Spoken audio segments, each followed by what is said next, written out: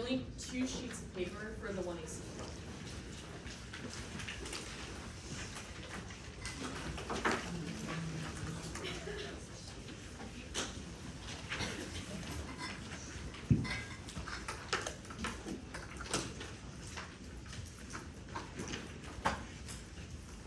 Okay, is everyone ready?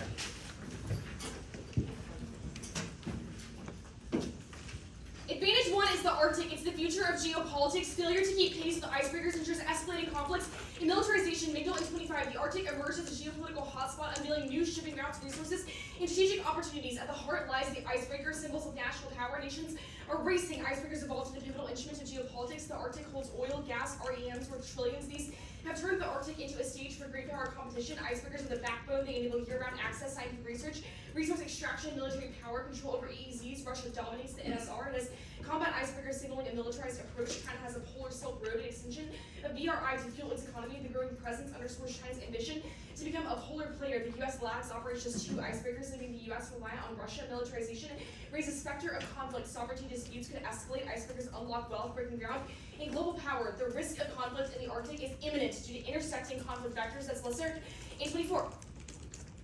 Rivalry is more prominent in the context of Russia's buildup, race to energy security, focus on trade significance for space-based technologies. Climate change holds unexploited resources and offer routes has strategic importance for states. The ongoing militarization reflects Ukraine as well as climate change, heated geopolitics, expansion of NATO, hybrid threats, and growing Russia contributed to elevated tensions. NATO and Russia indicate willingness and ability to operate through an increase in military exercises. Russia's leadership increases the emphasis on nuclear weapons. The Kola Peninsula is home to its nuclear deterrent, resorting to more hybrid tactics, raises concerns, hybrid activities, and risk and provocations increase the risk of miscalculations. Absent U.S. deterrence, Arctic war causes extinction. Shoot in 23. The Arctic emerged as a theater of global conflict. China declared itself a near-Arctic state. The West is ascending NATO's borders. Ukraine torpedoed Arctic exceptionalism. Russia is increasingly reliant on nuclear forces in the Arctic. They will feel more vulnerable and threaten nuclear options. Flashpoints like Svalbard escalate quickly. Attacks on cables, oil, and gas infrastructure would be nuclear. There would be ramifications across the globe. And U.S.-Russia nuclear war ensures extinction. Sears in 21. Not all nuclear war scenarios pose an existential threat. A limited war would not threaten survival. A total war constitutes an existential threat. The mechanism is nuclear winter. Cold would imperil every survivor. A danger of extinction. 4,000 warheads constitute the threshold. Only 2 states, Russia and the U.S., possess arsenals that exceed the threshold of an existential threat. Other states will fall well below. Russia is revisionist. Subpoint 1 is Arctic expansion. Cowan and Hosa in 25. Russia has the largest fleet of icebreakers and controls the Arctic coastline. Attempts to militarize threaten Western interests. Moscow hopes to renegotiate a new world order. Use the Arctic as bargaining chips for strategic gains. The Arctic is central in the global order. Russia is directly challenging the EU. Russia's relations have been entangled in a security dilemma, fueling militarization. Subpoint 2 is Putin's statements. Taylor and Cowan in 25. Confrontation is the hallmark of Russia, with Putin citing existential struggle with the West that strengthens the ideological foundation of his legitimacy. Subpoint 3 is Ukraine. Taylor and Cowan in 25. Putin said Russia's war in Ukraine is a proxy battle with the West. Moscow's actions underscore Putin is more committed than ever to confrontation with the West. Putin's ultimate objectives are to relitigate the post-Cold War order and weaken the United States. Subpoint 4 is strategic culture. Snyder in 25. Russia's strategic culture is composed of authoritarian values underpinned by revisionism and U.S. relations as a zero-sum game determined by power. Moscow is discrediting institutions, violating territorial integrity, and unleashing war. Russia is waging a war of attrition. Russia is using the war to destroy secondary architecture. It is necessary to move to complete economic isolation of Russia. Thus, the plan. The United States federal government should significantly increase its exploration and development of the Arctic by procuring nuclear-powered icebreakers from Japan and South Korea. Advantage 2 is alliances. The trilateral alliance between the U.S., Japan, and South Korea is on the brink from Trumpian transactionalism and political upheaval. Vaswani in 25. U.S. security has depended on Japan and SOCO. Tokyo's strategic position is parallel to Britain and Europe. Ties will deter North Korea. Ishiba has said he wants to work with Trump. The worry is that Trump will pull out of multilateral frameworks. SOCO is also weighing its options in the midst of political crisis. A new president implied he won't be as friendly. The biggest wildcard is Trump. The Edmund is doubling down on America first. Shipbuilding agreements are unique and they're an opportunity to revitalize relations. That solves supply chain disruptions, alliance strength, and Chinese maritime dominance. Park in 25. SOCO has surge capacity to provide an immediate remedy for the U.S. shipbuilding. SOCO secures technology to climb back to number 1. Companies have experience building ice-breaking ships. U.S. have no experience. The ice pack might not be enough. By launching a new shipbuilding cooperative effort between the United States and South Korea, the two will be better positioned. This win-win could include Japan fostering trilateral cooperation. Otherwise, China will weaponize supply chain dependence and direct power projection. Martin in 25. When the U.S. could fail to have a DIB, the U.S. could lose a war even not. Perception the U.S. lacks the ability to sustain conflict could diminish deterrence emboldening China, and specifically, they'll weaponize supply chains to prevent U.S. intervention in a Taiwan invasion that will happen in the short term. Alperovich, in 24, Xi wants it on his watch. The next 4 to 8 years are incredibly dangerous. In 2028, the window opens up. He's given orders to the PLA to be ready by 2027. He's up for re-election. Would love to announce to the party that you have the PLA ready to invade at the time of your choosing. 2028 is an opportune window. The enemy is distracted with the Taiwanese election, LA Olympics, American elections, so you are past your distractions. Your enemy is distracted. That could be opportune. The meeting, he says, I can. He's going to do it. The key to all of this is to keep America out. If we're not involved, the Japanese, Australians are not. Taiwan does not have the capacity, so if you deter the United States from fighting, your victories are short. Successful Taiwan invasion causes extinction. Easton in 23. Seizing Taiwan would have great implications for sovereignty, breaking the American alliance system and moving towards an authoritarian world order. Arms race would spiral. World War III would break out. The world would slide toward the brink of abyss. Human civilization would be knocked backward in its developmental story. Might would make right. Japan and Tokyo would go nuclear, and Nora would be emboldened and attack South Korea. Australia will develop its own nuke armaments. Disunion might fear the continent into the 1930s. Fragile governments could topple, leading to cascading waves of seething political violence and famine. Dictatorships would fundamentally transform the world order, and nuclear conflict over Taiwan escalates rapidly and has no fire break. Only the plan solves, and it solves arsenal transparency. Benjamin and Gomber in 23. Instabilities alter assessments, find miscalculation, and accentuate fears. Particular danger over Taiwan should instantly cause a crisis. Tech could propel towards hostilities. China and the U.S. are racing to master a new generation of deep technologies. AI, quantum, and autonomous contribute to political instability. Should war escalate rapidly, difficult to control, likelihood of using nukes rise sharply, but trilateralism solves. O'Brien in 25, without Tokyo and Japan, ability to fight for Taiwan might be fatality. A compromise Tokyo could threaten NOCO, threaten Chinese forces in the LSU. Japan could limit its operations to naval forces. Japan provides depth and range for the U.S. without bases. The U.S. would have to rely on Guam 1,000 miles further. Independently, a crumbling trilateral alliance risks nuclear proliferation and counterbalancing. Canada in 25, Gridlock and Tokyo could sour its ties to Trilac, collective building ship to address the deficit and anchor long-term cooperation along the trilateral to attribute would be a principle of its unity emboldened China. The partners to seek deterrence by accommodating China or acquiring nuclear weapons. East Asia proliferation causes extinction. UN 25, so nuclear weapons could trigger a regional arms race, heightened tensions, and risk of miscalc or anything conflict. China and Russia may view it as a threat leading to further military buildups. Escalating tensions of NOCO could provoke more aggressive response to Pyongyang, result in conflict, and it escalates from deliberate first strike, preemption, miscalc, and accident symbolic. And Loew in 23, nukes in Asia pursue threats versus deliberate first strike. The seeking fear of attack or preventive war. Second is in for escalation. During out of conventional war, accident rate of use for military deception. A tech malfunction is unlikely balanced your resistance would do much to help news have psychological effects. States swagger and reach formation. Defense is wrong. Numerous states can acquire the bomb better. In 21, exists states capable of building nuclear weapons. Knowledge, experience, and materials that others are widespread. Nuclear latency from tech to being programmed. And military hardware for non-nuclear weapons can be modified to deliver in 40 countries or more now have the know-how independently. The scroll locks in Chinese maritime dominance. Revitalizing South Korean shipbuilding is key. Quant at 25. So it opens launch to growth advanced technologies. Industries with partnerships with China. They meet new sources of growth in the markets in the U.S. Essential long-term competitiveness. Enterprise cooperation is essential. Chinese maritime dominance crushes U.S. power projection funnel. And all in 25, China's rise market share starts about 50% after Japan. So the 42 China's position it's so cool that will leverage dual use tech materials, provide strategic benefits in wartime that takes the lid off of global conflict. Crossing into integrated spot contract. Maritime last siege, between most SMECS are crucial to points really extended for the current naval war with the U.S. There's significant danger of U.S. lacks stockpiles to fight and win a long-term major power war that's being prevented. Navy must be better resource.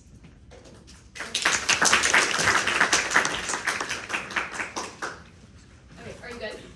No. Oh, no, we're not. Okay, how do we do on flowing? Good, in the middle, down. Decent sentiment, okay. Well, we should all get on the same page. Someone help us out. What does the AF do? What is it attempting to solve? The act advocates for the United States federal government and exploring and developing in the Arctic through the proliferation of nuclear icebreakers. This is meant to solve advantage only to foreign Arctic Chinese maritime dominance, Russian-Chinese alliance, and also I'm pretty sure there were a few impacts about basically like a head nod, kind of like Chinese power projection is bad, alliance is good. Sure. Collaborate with Japan, don't have the ability to build those now. Yeah, that has a lot of it. So Advantage 1 talks about the necessity for nuclear icebreakers to show U.S. resolve and power projection in the Arctic. That's necessary to deter Russia from being expansionist, pursuing their own sphere of influence within the Arctic, which that advantage says is good, to prevent Arctic war. The second advantage I want to talk about a little bit, how does the AF enhance relations with Japan and South Korea?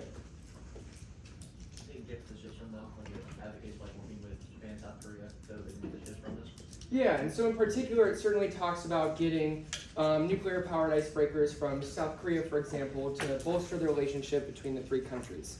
I'm curious, so there's also a Chinese maritime dominance impact. Did anyone catch sort of how the act deals with that? I think through South Korean relations. Yeah, and South bolstering. Korea allows us to disrupt Chinese maritime dominance, and they're a lot closer than the closest U.S. military base, which is in Guam. Yes, and so they're much more strategically positioned to deal with that threat. Exactly. Something I'm curious, what do you think are some things they should focus on in cross-ex? What do you think is maybe a flaw you thought the 1AC has? Or what is something that you would target if you were about to ask the 1AC some questions? Oh. Maybe like time frame of like Japan and South Korea for the relationship. I don't know if that was it. I didn't catch it. Sure, yeah, no, that's a reasonable question. There's an allied prolif impact about our allies in East Asia that's specific to South Korea and Japan. That's a reasonable question to ask. Anyone else? Max. Is there like a possibility of a Taiwan invasion that there's a lot of rhetoric around it, but not a lot of evidence maybe to back it? Sure, so asking reasons why Taiwan or China would be incentivized to invade Taiwan, sort of figuring out the uniqueness surrounding that situation. Sure. Any other questions? Back there. The plan mandates cooperation with Japan and South Korea. Sure, whether it sort of mandates it via the plan or if that's something that's a likely effect of the plan text, sure. Figuring out how they get there. If the U.S. federal government cooperates with the South Korean government, or just like companies from South Korea.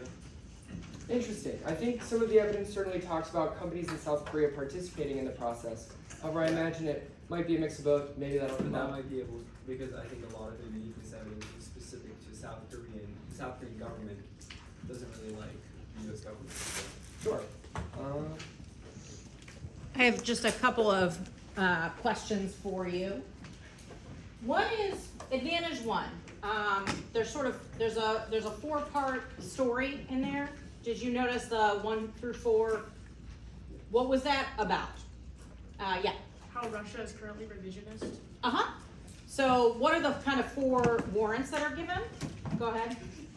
The first one is like specific to the Arctic, they're actually there. The second is like treaty statements. The third is their invasion of Ukraine, and fourth is their strategic culture. Good. So why do you think this 1AC spends 4 cards making sort of diverse arguments about this particular claim that Russia is revisionist? Yeah. A bunch of the internal links rely on Russia being revisionist, so if the negative link that Russia isn't revisionist, they don't really act as many impacts of the affirmative. Okay, good point. Why else are we spending all this time on this? In the back. It can also strengthen the theory of power that still applies to the China advantage, because if they take out that states generally don't want war, that implicates both the advantages. So Okay. this one specifically is strengthens that. Okay, good point. Yeah, I think that's right. Yeah. If they run like a generic like Russia isn't revisionist, so we have to answer all the ones. Okay, so we want to have, diversity of argument. There's kind of one big thing that I think no one has said yet. Go ahead. Could it be like a defense of like if they run like a security case? That's true. Definitely, we have some strong arguments for in defense of the premises behind the 1AC. I agree with that. I think that there's another sort of. I like that you're thinking about anticipating the negative argument, right? So we're thinking about what is the neg going to say, and how is the 1AC structured to answer it and beat it. Yeah, go ahead. Is it because they said that only U.S.-Russia war can cause extinction? So if they win that, like U.S.-Russia war won't happen, that's like defense to the like China war and proliferation scenarios? That's true. That is definitely true. Yeah. If the next drops like any one of them, then they can sit back and say that they conceded that it's true that Russia's resistance and go really hard on it. That also true. Definitely great to have sort of a range of ways of dealing with this, and if they drop one, then it's harder. What is the argument, the off-case argument that the negative might make, besides the security K, where this might become relevant? Thatcher. The IRK, like about predicting like how Russia behaves. Yeah, I think all Ks are probably going to make arguments about what we say about Russia. Go ahead, you. If they're on the strategic stability side, I think this gives them good arguments about the fact that it's inevitable that Russia is trying to expand their dominance either way. Yeah, exactly. So there's a whole category or genre of DA about Russia that we are probably going to hear about from the negative. The 1AC is setting up the mechanics of, we think that we solve a conflict with Russia in this particular way, and we have a theory of how Russia acts that we think will help to deal with that. So we'll see how that plays out. My second question for you was, where was the plan text? After Advantage 1. Mm-hmm. Why do you think we put it there? No, not we. I didn't do this. I didn't do any of this. But why might the AF constructors have put it there? Someone who hasn't spoken yet, maybe just think about. So some 1ACs that you see start with the plan, right? You're like, we're getting right down to brass tacks. Here's the plan text. This is what we're up to. Why might we place it where it is in this 1AC, at the end of Advantage 1, before Advantage 2, instead? You had your hand up earlier. Me? Yeah. I was gonna say maybe it has to do with like the fact that because we're switching pages, it's just a little bit difficult to flow, especially since we don't have the doc open. That's definitely true. That is a huge advantage and benefit to putting the plan into place where you're flipping pages, because you don't have to be writing down exactly what it says. Yeah. Because we need to kind of establish the uniqueness for the need for nuclear icebreakers first. So that's what the Advantage 1 architect gets us, and then you have the plan text, which is set up for celebration. Yeah, excellent. So there's the 1AC is about telling a story, and in order for the story to make sense, there has to be a reason that we're doing the thing that we're doing. So we've set up, here is the need, here's the harm, and then the plan sets us up for, this is what we're gonna do about it. That's like sort of a nitpicky thing or a smaller AF construction thing, but one that really blew my mind when I remember learning about it, so I thought we would flag it. Okay, questions before we do cross-sects? Yeah. Is there a way we can access the document? After the debate, we'll send out the full set of speech docs. Okay, let's hear it. Okay, are you good? Yeah. Okay. This 1AC Migdal evidence in the shrunken text says Canada and the US, spurred by the Ice Pact, are already racing to close the gap with Finland providing the industrial backbone for icebreakers. Why is it that right now they are not yet dominating or deterring Russia from Arctic war? A few arguments. One, the Ice Pact is quite recent, so those icebreakers have not yet been deployed. Two, the Ice Pact procures an insufficient number of icebreakers, so part of our argument is that the United States needs more than it is purchasing now. Okay, what about the insufficient? We need them from South Korea and Japan, because purchasing them from other allies is not suddenly much cheaper.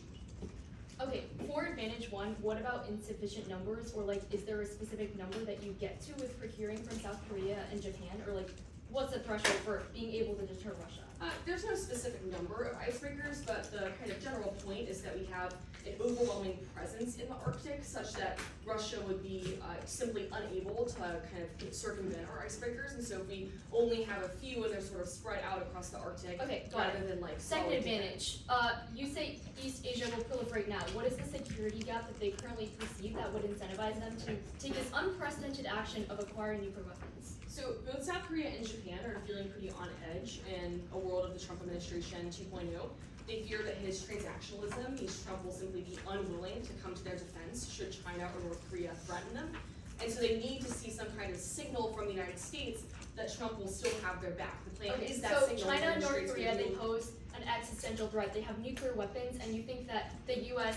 purchasing some ships from them will resolve these concerns? Yeah, absolutely. The Why? U.S. nuclear umbrella has been the bedrock of East Asian security for decades. Okay, what does purchasing nuclear-powered icebreakers, not even any sort of nuclear weaponry material, signal about the U.S. nuclear umbrella, which is what Trump has been It delegitimizing? demonstrates a renewed commitment to the alliance and specifically speaks to Trump's transactionalism because it creates a situation in which the United States is now also relying on Japan and South Korea via icebreakers. So Japan and South Okay, Korea understood. know And then- even though Trump is transactional, there's sort of a mutual Okay, dependence. your uniqueness evidence about the trilateral alliance says that there are worries that Trump will pull out of multilateral agreements, that the new South Korean leader has implied he, quote, won't be as friendly to Washington as his predecessor. How does the act overcome those? The plan is a massive multilateral agreement that signals commitment and It's not reverses an those agree- perceptions. Okay, well, we can talk about what you think the plan does. Your internal leak evidence says, quote, collectively building ships to address the deficit resolves cooperation.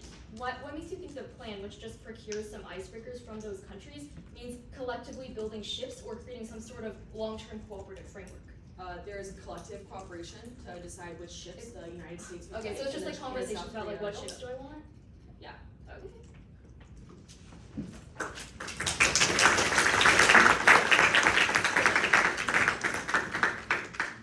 Okay, what did you notice about cross-sects? Yeah. The negative didn't allow the affirmative to take up more time with their answer. Yeah, absolutely. Like kind of got, commitments or a little bit of response and then was ready to move on when she felt like the answer was sufficient or had gotten what she wanted or that she no longer wanted the kind of explanation without kind of like being rude or interrupting, right? So we love that. What else? Yeah. She questioned her about like direct quotes from their evidence. Yes, this was not, a series of vague or kind of half formulated or, meandering questions. They are like concise, targeted, about the evidence, direct quotes from the evidence. Not, you did not hear the question, can you find me a line in anything? In fact, we had lines that we wanted to talk about, right? So really good kind of drawing from evidence and sign of a prepared 2N who has looked through the 1AC in detail, right? What else? Yeah. When she did call out lines, she called out shrunken, unhighlighted lines. True. Between the text. Yeah, so not just what has the 1AC highlighted, but what have they not said or not highlighted, and what kind of do we think that evidence, contains that might be useful to us. And then calling it out, which makes any reference to that in a speech a lot more efficient, right? Yeah. I feel like it was pretty broad. It was pretty comprehensive in terms of analyzing like the internal links, uniqueness, as well as like different parts of enhancing different parts of the 1AC. Yeah, great. I noticed that too. It is, a lot of times you can get bogged down or spend a whole lot of time on one sort of set of questions that narrowly targets one subset of the AB. We have here broad coverage of both advantages, different parts of the advantage. Yeah, great. Yeah. She created a lot of skepticism about the truth of the gas story. Yeah, absolutely. Yeah, so 1AC presents story, goal of cross-sex of the 1AC is, one of the goals is certainly to create doubt about that story and to introduce for the judge, which is you, the, ways that they might be more skeptical of AF evidence or AF claims than otherwise they might be. Make sense? Any questions? All right, let's hear the 1AC. It's 3 off, and then place in the order of the Arctic advantage, the alliance's advantage.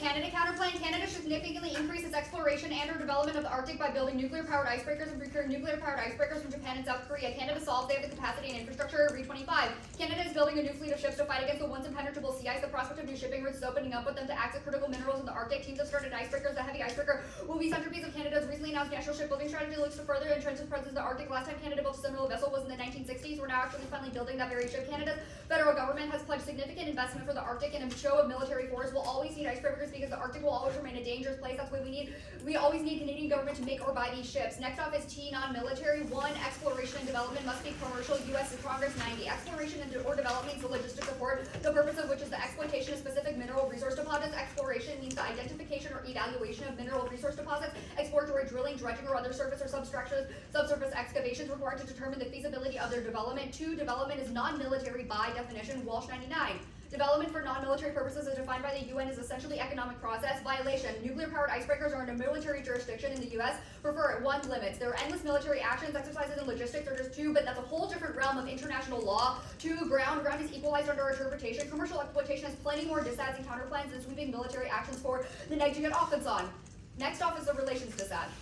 U.S.-Russia cooperation is high now in the Arctic. Drozdiak and Nardelli 25. U.S. and Russian officials identified the Arctic as an area for cooperation. Part of the broader Teton Trump is pursuing with Moscow. Discussions included natural resources and trade routes. Trump has pursued direct talks with Putin. Both sides have signaled they're open to cooperation. U.S. icebreakers will be countering Russia's interests in the Arctic. Goebel 24. Deterioration of Russian relations only costed access to Western shipyards and spare parts, prompted countries to focus on the Arctic, ensure Moscow was present to threaten a Western interest. Even with China loses its advantage, skepticism, ability countries to bring online quickly, West construction irrelevant, countries' defensive capacity, icebreakers defend any threats in the Arctic, Russian counting on to find it technically and politically impossible to construct, proclaim the U.S. as icebreaker race to Russia, and U.S.-Russia Arctic cooperation solves extinction, prevents hotspot escalation, and spills over to cooperation on environmental threats and global health. Deviakin 31825.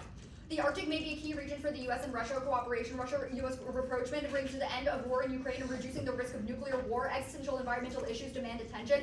American and Russian diplomats are interested in Arctic cooperation, from scientific diplomacy to climate cooperation in the Arctic, build regional stability. Arctic cooperation will build trust between the U.S. and Russia, spill over into other crucial fields of cooperation such as arms control, Middle East peace, and global health. Onto the Arctic advantage.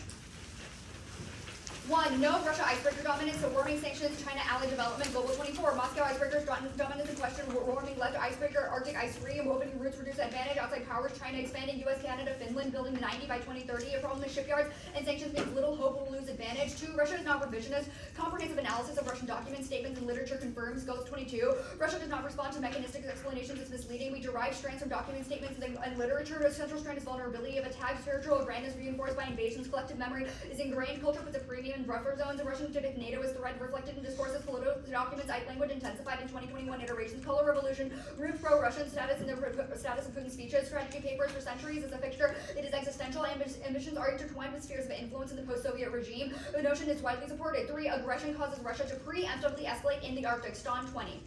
Cooperative line resembles status quo. Russia's interests are subordinate to the civilian, provides strategic deterrence. Foreign policy concept states that Russia will be firm in countering confrontation. Russia will react if U.S. and NATO become active in the Arctic. Ministry of Defense stated competition could lead to conflict. Arctic is the home base of Russia's nuclear deterrence. 60% of its sea-based main military objective is to survivability of its second strike. Melting sea ice may lead to northern flanks more open, vulnerable. Russia sees ABM as potential threat to second strike. Ice covered underneath which the fleet vanishes. Therefore, we will see a buildup of Russian A2 AD. 4. Icebreakers are key to Russian deterrence. AB 19. Icebreakers as a metric is flawed, do little to address challenges. Consequences are overstated. Military challenges are independent. Not clear how Russia or China would leverage icebreakers, denying NSR, which stems from the missile area and surveillance fleet. The artists are not Arctic-specific. Icebreakers do not overcome aerial denial. Vessels operating behind icebreakers would be sitting ducks. Icebreakers play a marginal role. 5. No Arctic war. Dalbert 24. Major misconceptions about the possibility of war. Unresolved wars, resource rage, climate catalyst. Reality is much calmer. Things don't go wrong. Willingness to cooperate. Do not agree. Arctic is a powder keg. Conditions more stable than we assume. Conflict is not easily triggered. Vast areas and countries. The Arctic is less likely to witness conflict than any other. Disputes over borders. Diversity. No major concerns regarding sovereignty. Resources are already distributed. Suggest climate main driver cautions against oversimplifying. The alliance's advantage. 1. No Taiwan war. Too many obstacles and she's risk averse. Roy 24. War against Taiwan is hardly compelling. Beijing is nowhere near security that would guarantee invasion. War would dispute economic activity, threatening millions of Chinese turmoil and danger. She is blockade would stimulate anti-Chinese cooperation sanctions. But she has huge project restoring primacy of the party, ideological purification. She must oversee the transition of China's economy. Surely economy does not Beijing launch a war. Natural reaction is more cautious and not aggressive. Then she is a pinnacle party through required realisticness, not gambles. 2. Or it's inevitable. Their evidence says that she wants to invade on his own watch, and 2028 is the golden year because Taiwan is distracted by elections. That's when it's Alperovich. 3. Trump wrecks the trilateral alliance. Incentive for Prolov is inevitable. Das and Epstein 314. Trump moves alienated allies. This is risk for Prolov. We are on the precipice of instability. Many will go there. Arsenal, Soko, Japan, Iran, Saudi, Germany, Italy, Spain, and the credibility of the umbrella has been shattered by Trump. As one just built, there might be a domino effect, the death knell of non-Prolov. And 4. No Prolov impact, domestic, bilateral, and ILOC constraints. Sukin 21. Soko and Japan are members of the NPT. Withdrawal wouldn't be easy, would violate global precedent. Bilateral agreements and domestic laws constrain proliferation. Soko and Japan could face bilateral sanctions. Law provides infrastructure. Decision to create programs are costly and legally dubious. 5. No China maritime dominance now. Proof 21. Command of the maritime commons is based on the false premise China is not positioned to gain it. The maritime power is a double-edged sword. When power is projected great distance, U.S. forces are vulnerable. As the cost of maintaining access increases, asymmetrical stakes become more constraining. Overcommitment is dangerous because it's easier to deny command of the seas than to exercise it. The Pacific will remain a contested environment, one that China cannot break out of. China would accept the status quo, overextend, giving up the command of the sea need not be fatal. And 6. The plan hurts allied dominance in Asia, drawing ship materials through the Arctic trades, all with stockpiling for China. 7. Cancel Korean shipbuilding. Icebreakers don't spill over. Cavalry 25. Icebreaking has little application to other aspects. Shipyard capacity is desirable, but the U.S. should not bend every hull. It's a low added value process. Massive overcapacity building only expensively requires Japan and South Coast share will increase China's market. And 8. Supply chain dependence is inevitable. Brown 20. While companies have been leaving China, most can and most won't. China is a sophisticated supplier of many parts, and manufacturers who left China are still buying Chinese textiles. Big industries invested in decades. It will take decades and untold money to move out. They just can't. China offers sophistication, an entire ecosystem that can't be replaced. advocate for cross or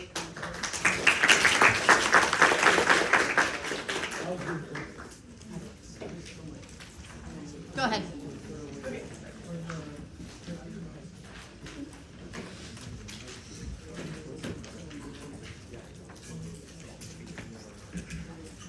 Okay, you good? Alright, I want to start with uniqueness on the Russia DA. The Drudzik evidence and the shrunken text says that people who have asked not to be identified said that these discussions are private at an early stage. The end describes cooperation between the US and Russia now as focused on business ventures. What large-scale cooperative projects do you think is happening in Arctic now? Yeah, I would say that like the economic trade routes is the main incentive for them to cooperate. Russia knows that as the ice melts in the Arctic, there are going to be more countries that want to press in to access those trading routes, but they don't want it to become like a multinational forum, and they know that the U.S. will inevitably try to push in, so they're preempting those like multinational cooperations by cooperating with just the United States. If that's the case, so Russia is interested in cooperating in the Arctic for commercial purposes. They want to ensure they want to access to trade maintain routes. If monopolies that is over. true, why is the United States purchasing some ships from Japan and South Korea sufficient to cause them to give up that pursuit of their own commercial interests? You've identified in the 1AC that icebreakers are critical to both Russian and United States military capacities. They're also quite important for opening shipping lanes. That's why it'd be perceived as unilateral increase in presence rather than cooperative. Well, because if Russia has a large interest in opening monopoly. shipping lanes for commercial reasons, then isn't that a reason they would like the plan? No, because they don't want the U.S. to have sole control over where their shipping lanes go or where those are opened up, because they currently have control and access to a large part of the mineral deposits. They don't want the U.S. to access those without Russian. Let's assume everything you just said is true. Why does U.S.-Russia cooperation over the Arctic key to cooperation in other areas? Yeah, so the Arctic is emerging as a new geopolitical arena, which means there can be new established power dynamics for greater cooperation, because the Arctic is also great. Like Russia and the U.S. agreed to open some shipping lanes in the Arctic. Now all of a sudden they work together on pandemics because the pandemics stuff is about disease research as a result of melting permafrost in the Arctic, but overall scientific diplomacy is key to that. Can't the U.S. just do disease research? Not effectively on Arctic places that are under Russian territory. Also, the island of Svalbard is neutral and is supposed to be a site of cooperation for Canada international. plan, I assume that benefit is the Russia DA? Yes. Okay, if Canada purchases icebreakers from South Korea and Japan, which Russia would not like, then why is the Russia DA that benefit? It's a question of, we read a link specifically to the United States unilateral action because Canada isn't perceived as a large enough threat. Gotcha. Okay, the case page, you 1C3 was that aggression causes Russia to preemptively escalate in the Arctic. This evidence includes a bunch of lines about Russia being hypersensitive and overreactive in the Arctic. If that is true, why will they successfully cooperate now as opposed to freaking out about any minor misstep? It's a question of transparency and communication. If the United States is collaborating actively with Russia, they'll tell them their plans, what they want to do with these icebreakers. But if they act and just purchase ships from what if we just tell Russia about the plan? Normal means of the plan is we tell Russia. Well, you didn't establish that. Also, it wouldn't be because you have built-in premises about Russia being evil, so we need to deter them with the icebreakers, so you wouldn't communicate with them. You just want to project power.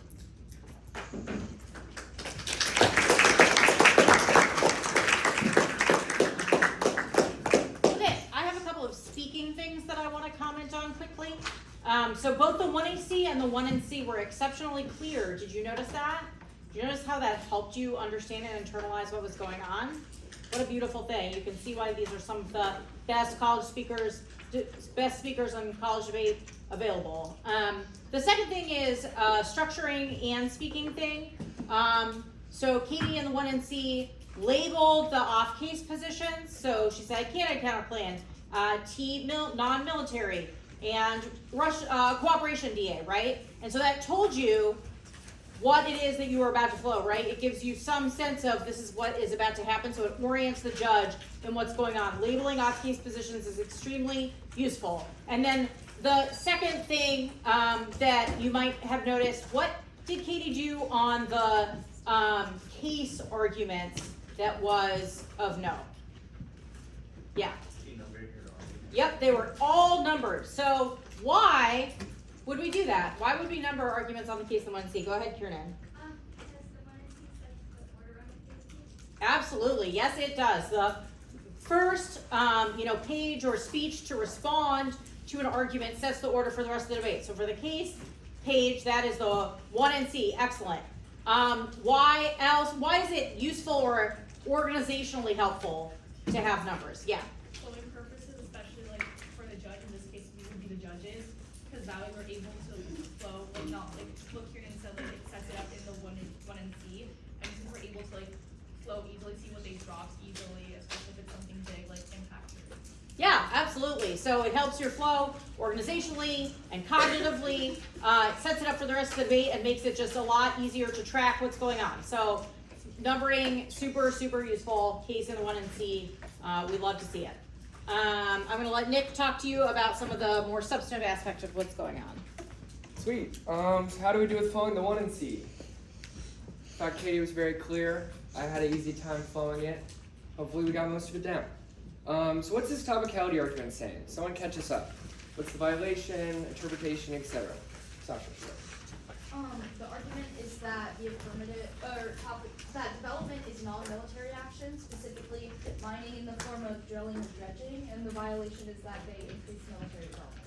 Yeah, exactly. And so they've made an argument that they cannot include these smaller military apps, that they would have to do some sort of commercial production or development that directly happens in the Arctic for basically an economic, commercial reason. Another question I have for everyone, and that was exactly it. Does anyone realize what we were saying about the 1AC's interaction with the Russia DA from earlier? Mikaela was gesturing at it quite a bit before the 1NC happened. How do the Russia's revisionist arguments potentially interact with this DA? They can be cross-applied to show why broader Russian-American cooperation would never happen in a world where Russia hates the U.S. and wants to, or they want U.S. not to be the global power. They don't want cooperation. Exactly. So thematically, the AF wants to instruct that Russia would be deterred by putting icebreakers in the Arctic. They would no longer challenge the United States, and in the status quo, if we didn't have those, that they would try and expand, generate a larger sphere of influence, etc. I think that will be important because the DA relies on winning the premise that they would be willing to cooperate, which the 1AC has read a slew of cards that say that likely wouldn't be the case. We also talked a lot about this DA in cross-ex. Was there anything we found interesting?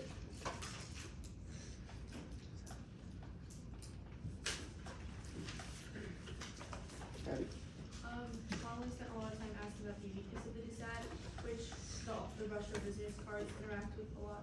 Yeah, that's definitely a good point. Something else, I feel like we definitely asked some questions about the link. So, does anyone remember a question about how, why, if Russia is pursuing commercial activities in the Arctic, and they believe that that would be profitable because they're doing that with the United States, why would they no longer decide to do that because there's a couple more ships in the Arctic? Seems like a potential link defense argument to me. What about you all? Yes? Awesome. Something else, the Canada counterplan. In the 1AC, what do we think it solves? Is there anything we think it might have a harder time solving? Sure. It might have a tough time solving advantage too, since that's about the U.S.'s alliance with South Korea and Japan. Absolutely. So I think advantage one, certainly interesting. We'll have to see what the NAIC has to say about that, what deficits the 2AC makes. But I am a little bit more skeptical about advantage two. The 1AC and 1AC cross-ex told us that the U.S. needs to bolster its relationship with our allies in East Asia. So I'm intrigued to see some of the NAIC's arguments about that. Furthermore, interaction between the Canada counterplan and the Russia DA. Did anyone catch a short little moment where we were talking about how there might be some issues there? Abby. I think the question about why Russia DA is a net benefit to Canada counterplan might be applied to why it's called advantage one. Yeah, and do we have any ideas why the Canada counterplan in this instance might link to the Russia DA? It might be a little bit more difficult without the evidence in front of you, but in case anyone heard it. Sure. Well, I think on the case page for the Arctic advantage, the 1NC kind of talks about how increased U.S. aggression causes Russia to get mad and expand in the Arctic, and then the Canada counterplan himself because it's not the U.S. doing the actions, it's Canada doing the action. Sure, and what I'm getting at as well, that's a good point. But why, in this speech, some of us might have heard, but during the card text, that evidence that we're reading on the Russia DA says NATO and the U.S. expanding in the Arctic. Can anyone tell me why that might apply to the Canada counterpoint? Because, I was like, in every kind of cross under the docs, Canada like won't be seen as a significant threat, so like it wouldn't trigger the DA because Russia would be intimidated. Sure. Canada's a part of NATO. Yes, that was a little bit what I was leaning towards. Canada's a part of NATO. We've read a fairly general link argument that says that Russia perceives NATO and the US broadly as being a problem in the Arctic, which of course Canada is a part of that security infrastructure. Last thing, did anyone catch 1C3 on the Arctic advantage? So we had just talked about that a second ago, but what was the argument made there? It's saying that U.S. action causes like preemptive aggression by Russia. Yeah, and so what argument is that consistent with from the off case? Consistent with like sort of the link on the Russians. Yeah, exactly. So Russia perceives U.S. expansion in the Arctic negatively, and we've read an offensive argument on the case that would cause Russia to overcorrect in response to that and potentially cause a conflict with the United States. So clearly the 2AC will need to spend a little bit of time dealing with that, and obviously some of the arguments between the case and the disadvantage might overlap in some ways. Anything else interesting that we noticed that we'd like to share?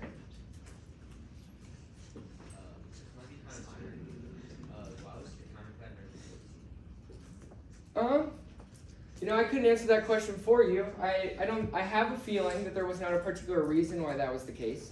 What was the question? Why was the counterplan right before T? It's really hard to flow T right off the bat. No. Yeah, never start with T because it's the like hardest, most information dense off case position, right? It's like we got interpretation, we got violation, we got standards. It's coming at you fast. It's mostly analytics, not cards. And so we start usually, often, sometimes people do with other off case positions that are a little bit easier to flow while the judge is getting used to your voice. Yeah, and that's a great point. Especially with the counterplan, you can obviously refer back to the counterplan text. It'll probably come up at different points throughout the debate. Then it's just cards after that, which is a lot easier to flow. You get used to the speaker's voice. It's a bit easier to follow throughout the rest of the speech. Anything else? Great. Jordan?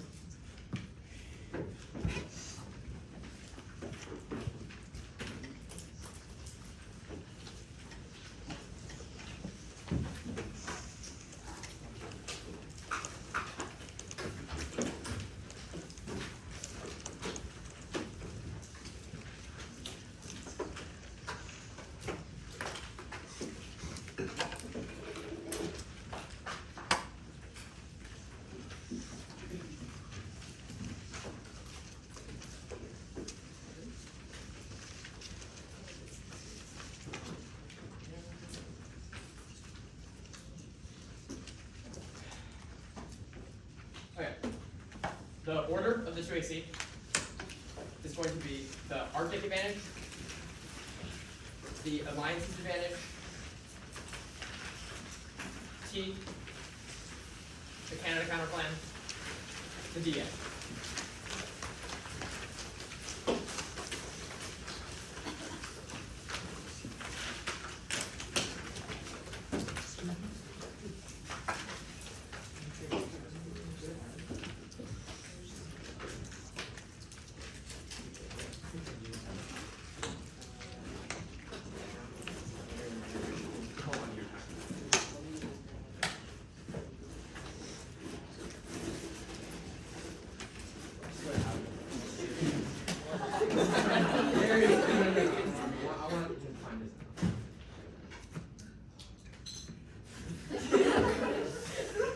You're doing great, Jerry.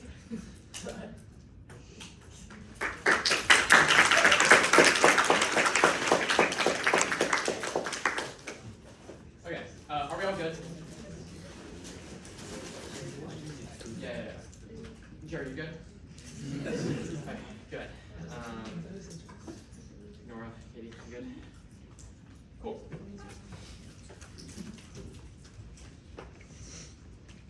Russian icebreaker dominance is locked in. They are already ahead now. U.S. can't catch up. Sanctions are relevant and warming. It's balanced between the two of them. The stability turn, one, Russia is revisionist, New World expansion, Putin's statements. Ukraine, Russian treaty culture, and Bremer and Kupchan 25. Putin's revisionist goals are a core driver, lie behind a desire to provoke chaos in Western system, drove axis with no-co and Iran transactional approach emboldened Putin, Moscow continue, rogue policy toward in 2025, efforts will intensify. 2, no link, warrant is Russian second strike vulnerability, icebreakers have no impact on that. 3, Russian pursuit inevitable, it zeroes the turn. Rams 25, Trump promoting territorial expansion, taunts continentalism, Greenland strategic location in contested Arctic, Trump mark revival of strategic tradition, consolidating hemispheres, a bastion of strength, geopolitical challenges are resurgent. 4, war is inevitable, uniqueness proves eventual conflict, broad revisionism is irrelevant, icebreakers are key, what are we talking about? Arctic war is likely, hybrid threats and other converging things now, things like thawing Arctic energy security, as well as territorial conquest over Svalbard and other regions, makes it exceptionally likely. Now, alliances advantage. Taiwan war coming now, invasion window is closing. It declares one China reunification as well as closing window of opportunity with regards to military strength, perception of U.S. weakness, causes them to get far more aggressive. It is not inevitable. Xi's calculations are strategic. If the U.S. is seen as weak, you will obviously aggress. Proliferation is not inevitable. Shipbuilding is capable of solving it. It demonstrates U.S. goodwill despite broader transactionalism, underpins the entirety of Japan and South Korea's military infrastructure. Proliferation is not constrained. Allies are on the cusp of it. They have nuclear latency as well as increasing incentive due to the fear of allied transactionalism. It causes extinction through cascading conflict, causes accidents, miscalculation, as well as preemptive strikes by every country in the world. Chinese military dominance is growing, A2AD, as well as other infrastructure allows them to overtake areas like the E and SCS away from the United States, absent renewed shipbuilding capacity as well as cooperation with allies. Causes extinction plan, does not hurt all. Plan bolsters alliances, does not create trade-offs with China turns when they see evidence, says that the plan increases their capacity in the region, solves Korea's shipbuilding through influx of money and more cooperation, allows sharing info and technology, supply chain dominance broadly, inevitable, question of naval power projection, ability to deter Russia and China from getting far more aggressive, causes extinction through nuclear conflict, miscalculated likely, fog of war. T.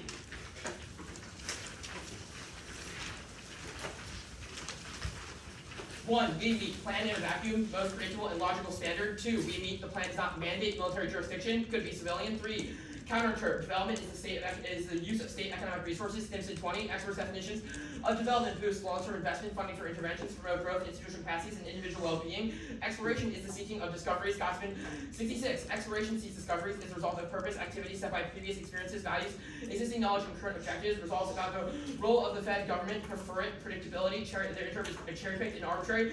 No basis for aft preparation, over-limiting anything having military purpose, prevents all aft ground Worcester 8, impossible to rely on the list to define military objective. Practically everything can become a legitimate target. No offense, functional limits like the K, process counterplans, and the Russian DA, literature, and solvency advocates all check. Reasonability, good is good enough, do not punish us. Canada counterplan.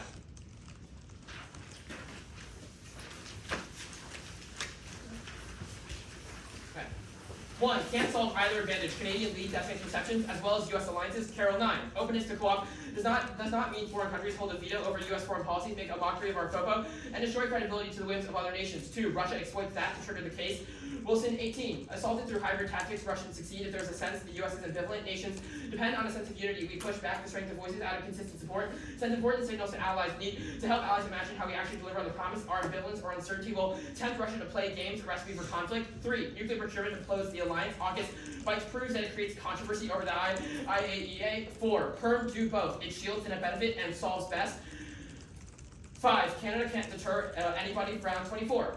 High North presents challenges that necessitate co-op between Canada and U.S. Russia and China's growing assertiveness poses significant challenges. One area prime for deep collab is the expansion of critical infrastructure in the Arctic to enhance situational awareness and rapid response capabilities, strengthen partnership sends a powerful signal of deterrence to potential adversaries, reinforcing the international order and stability in the Arctic. Discrepancies in funding, priorities, resource allocation, and financial capabilities impede seamless coordination required for large-scale infrastructure. If either the U.S. or Canada perceives an imbalance in burden sharing, resentment and political friction may arise. Overcoming these obstacles will require a commitment to joint strategic planning that fairly distributes responsibilities. 6, permutation to the counterplan. It's an example of the plan. 7, can't solve Chinese maritime dominance. Canada does not operate within those regions and is reliant on the U.S. and Japan and South Korea. 8, conditionality is voting for returns, skews to AC time and strategy, which talk on what is needs and otherwise research and advocacy from incoherent positions. Distorts strategy and truth, research education, counter truth, no condo. 9, links to net benefit. It's seen as native expansive anyways. There's no reason why Canada can clarify they're not operating on behalf of the United States States, which ensures it still wrecks all of Russia's perceptions. Trump cannot spin it any other way because he's a totally incoherent diplomat. Relations DA.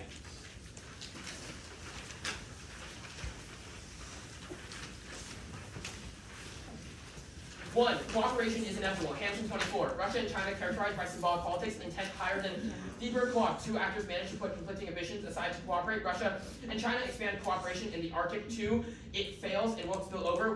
One and see Drozdiak. Officials see Arctic co-op to drive a wedge between Moscow and Beijing, but caution that was unlikely to succeed given their no-limits partnership. Co-op on Arctic was among specific areas of co-op. 3, no link. Russia will not break cooperation over the plan. The plan is obviously communicated to Russia. It is not unilateral to U.S. diplomacy. It does not operate in that sense, and the State Department is obviously communicative. It does not need to be normal means. It's just an understanding of how the government functions. 4, cooperation is inevitable, even if there are disagreements. DDI 25. Arctic co-op fluctuated. Nations experience both positive and negative phases across successive admins. 5, icebreakers are key. Other actions. Thump, Loew, et al. 24. U.S. expanded agreement with Norway, Finland, and Sweden. 40 locations with U.S. military access. Coordination with EU and Indo-PACOM. Extension of Polar Security Cutter Program and reactivation of the 11th Airborne. Reactivate Second Fleet, increase airlift capabilities, and expand F-35 presence. 6, SOTUS failed arms control, Iran war, and NATO expansion. 7, existing icebreaker agreement also thumbs. Global 24. New U.S. strat highlights the need to build an icebreaker fleet to counter Moscow. NATO signed an agreement committing themselves to build new icebreakers. 8, a bunch of other thumpers. Things like Trump acting aggressively against Russia, supporting Ukraine with new weapons funding, sanctioning BRICS, as well as threatening to overtake Greenland. All proves that they're either thumpers or proves that relations broadly are resilient. Now, no Ukraine-based escalation. Carson 23, missing escalation involves incrementalism and learning. Leaders in military planners chose gradualism. Give time to gauge reaction. Ukrainian leaders use gradualism to control escalation. Distancing encourages the Kremlin to respond in a restrained way and avoid the wrath of the public. Incidents in Ukraine have been characterized by caution. Washington and Moscow engage with de-escalatory measures. No environment impact. Frieza and Carranza 18. BioD is little f and hard to imagine. The threshold data do not point to existential risks. Are small scale or local observations. There's little f. BioD is declining at local scale. Species replace losses. Growing evidence. No forecasting. Loss of all species. Plausible planet suffer. A loss of half. Not existential. Data shows nations reduce pollution. Economies become more circular. Damage likely to decline. Boundaries are so recognized and immediate. Reasonable to expect governments to act. Pandemics don't cause extinctions. Half 23. Pandemic, although unlikely to drive humanity extinct. The immune system is a broad and effective defense. Humans have tools. Treatments, vaccines, social distancing. We are not helpless to change our fate. Their 1NC impact card is broadly about arms control. Obviously fails. New STAR class, as well as a total failure of any other agreement. Even if Trump can agree to energy projects, which is what their uniqueness cards are about, he cannot agree to arms control. Large divergences such as over ICBMs and missile defense, which he's locked in on, proven by BBB, all demonstrate that.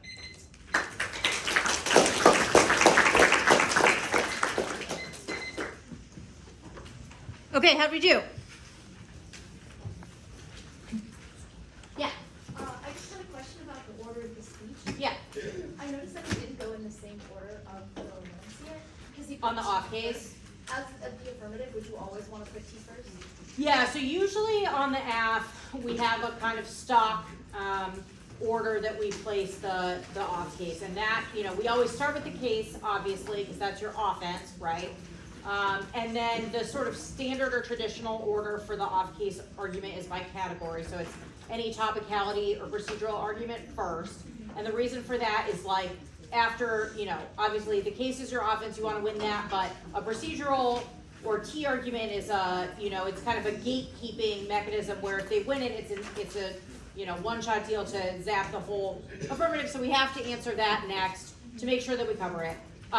Then people usually put either the set of counterplan argument or a critique argument, usually counterplans then critique. And the reason for that is that counterplans are mechanisms to solve or soak up AF offense, right? So we have the case and we can win the whole case but still lose if the counterplan solves it, right? So we got to go there next to make sure that we still have residual AF offense from the 1AC. And then critiques have a similar play a similar strategic role because there's a lot of different ways for critiques to kind of deal with 1AC offense, right? It's either they say that the critique comes first or they'll say the alternative solves the case or things like that mean that the 1AC can become less relevant. So we have to deal with those next. And then we go do disads at the end because the disad is the negs offense, and so we obviously have to answer it. But it's the sort of like worst case scenario that people will sometimes talk about is like, well, if you drop a disad, you could still win case outweighs. And obviously, there's many considerations for whether you can actually do that, but that's the sort of thinking behind that. Good question. Other questions?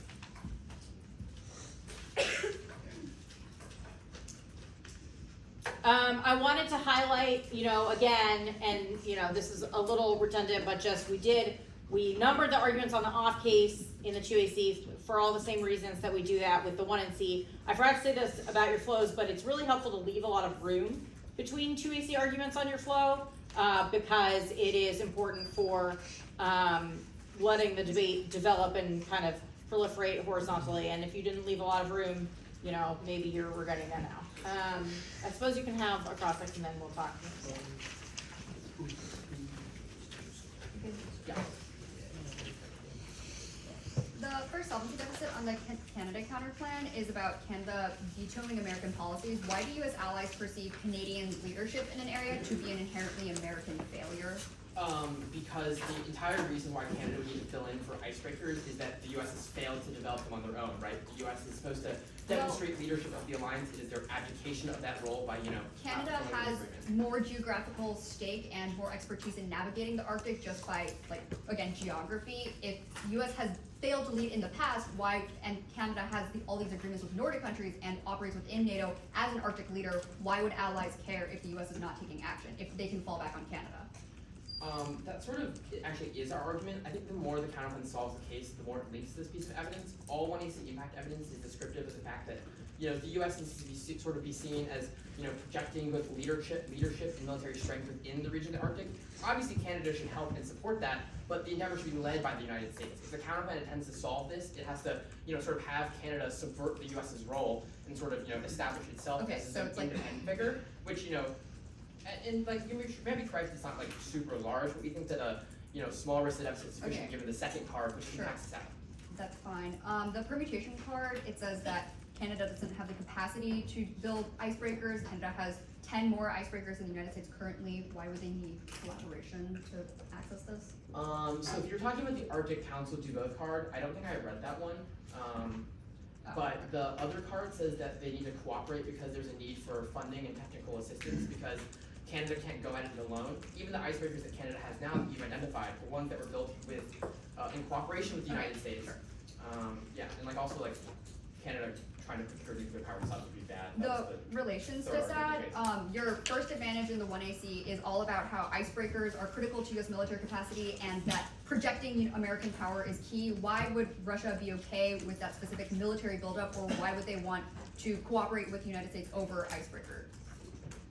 So no impact has anything to do with cooperation with Russia over icebreakers. My understanding of the 1NC DA is cooperation over things like energy projects. No, I'm asking about the Pizarre evidence. Why wouldn't Russia break cooperation if the entire point of building American icebreakers is to defeat Russia? Even if you announce that to Russia, they wouldn't be chill with having their military edge taken away from them intentionally. So two things. One, thumpers. Two, did not read Pizarre. And the third thing is that we run a card right below that instead that says that there's constant ebbs and flows in the relationship, and despite that, they're still to cooperate on other issues. We've also read a rehighlighting of your card that says that individual issues are siloed from one another because the Russians view certain areas as specific for cooperation. So even if we don't cooperate over things like icebreakers, we can obviously cooperate over things like energy. Proven by the fact that, in 2008 when the war started in Georgia, in 2014 when the war started in Ukraine, we had more science diplomacy.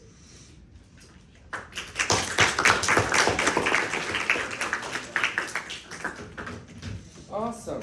So, what do we think the NAG might extend? What did they spend some time asking about? Albert. Russia, DA, and Canada counterplan. Sure. I want to get into it a little bit more though. So, what parts of these positions are we asking about? The Canada counterplan, we can start there. Sure. So, we certainly did ask about the net benefit, which is the Russian DA. The solvency deficit. Yeah, so asking. Go ahead, say that again. I was just saying US legitimacy, solvency deficit. Yeah, so asking about some of these solvency deficits the AF made in the 2AC, potentially figuring out ways to get around them. I'm curious though, so on the disadvantage, they spent a lot of time asking about a particular portion of the disadvantage. Which part was that?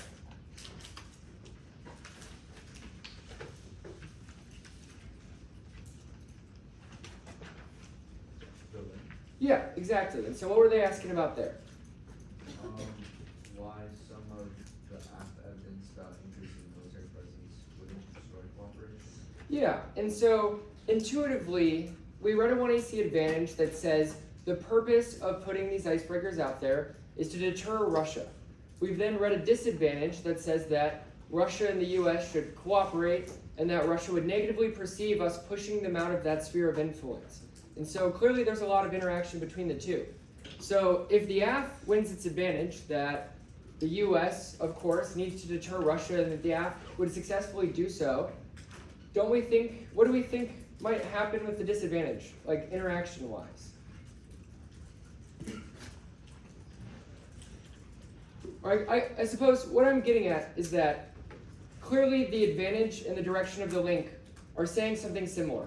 The affirmative is saying that we would expand our presence and that it would be successful to deter Russia. And the negative is saying that they are agreeing with that premise from the 1AC, that the plan would in fact go into the Arctic and deter Russia, that it would push them out of that sphere of influence, which is why Katie brought up the question about why would Russia still be okay with this when the point of developing the icebreakers is to remove Russia from the sphere of influence in the Arctic altogether. Clearly there is a lot of interaction going on between the first advantage that was read in this debate and this disadvantage. Is there anything else we found interesting in that cross-sex, or anything that we think gives us some hints about where we're headed besides what we've already said?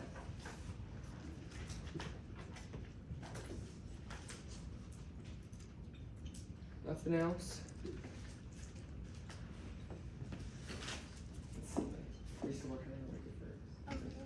Sure. Well then, let's see what the 2NC does. There was one. Oh, there is one. Oh, sorry. I looked away. Depending on how good the solvency of the counterplan is, so like it links harder to this act. Because like if you solve advantage of returns quite effectively on the Canada counterplan, that links back to the Russian design. Exactly. So when I was talking previously, we talked about the fact that the US and NATO together could freak out Russia, and that the link evidence read in this debate might even in fact talk about NATO as well, not just the United States.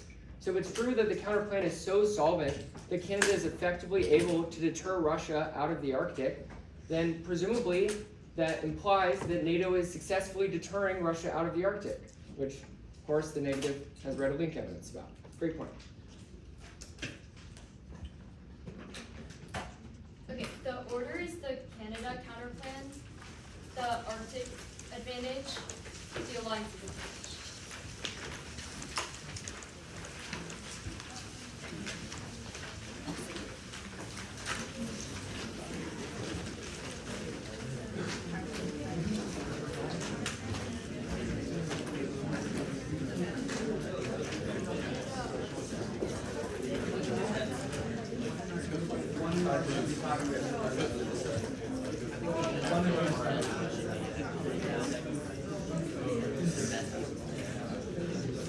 Okay, is everyone good?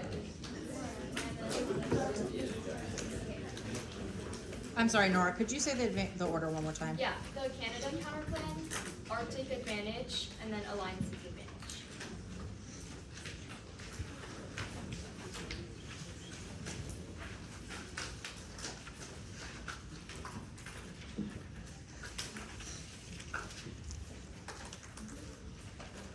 Yeah, okay, great. 2AC1, they say cancel off either advantage. Yes, it can. 1, national strategy. The federal government pledged enormous investment in a national shipbuilding plan for Canada. They have overpowered icebreaker building infrastructure, and that's free. 2, their evidence is about how Canada having veto power over all U.S. decisions. No clue why that is relevant to Canada deploying its own icebreakers, which is the counterplan. 3, the U.S. is not key. Their evidence agrees. 20C Migdal. 25, Canada defending the Northwest Passage. Canada's Arctic sovereignty hinges on the Northwest Passage. Icebreakers are critical for Canada to assert its authority. Finnish shipyards can deliver polar-class vessels in 24 months at a fraction of U.S. cost. Canada, spurred by the ice pact, are racing to close the gap. Finland providing the industrial backbone. Sovereignty disputes like Canada's over the Northwest Passage could escalate as ice recedes and traffic grows. 2AC2, they say Russia will exploit this.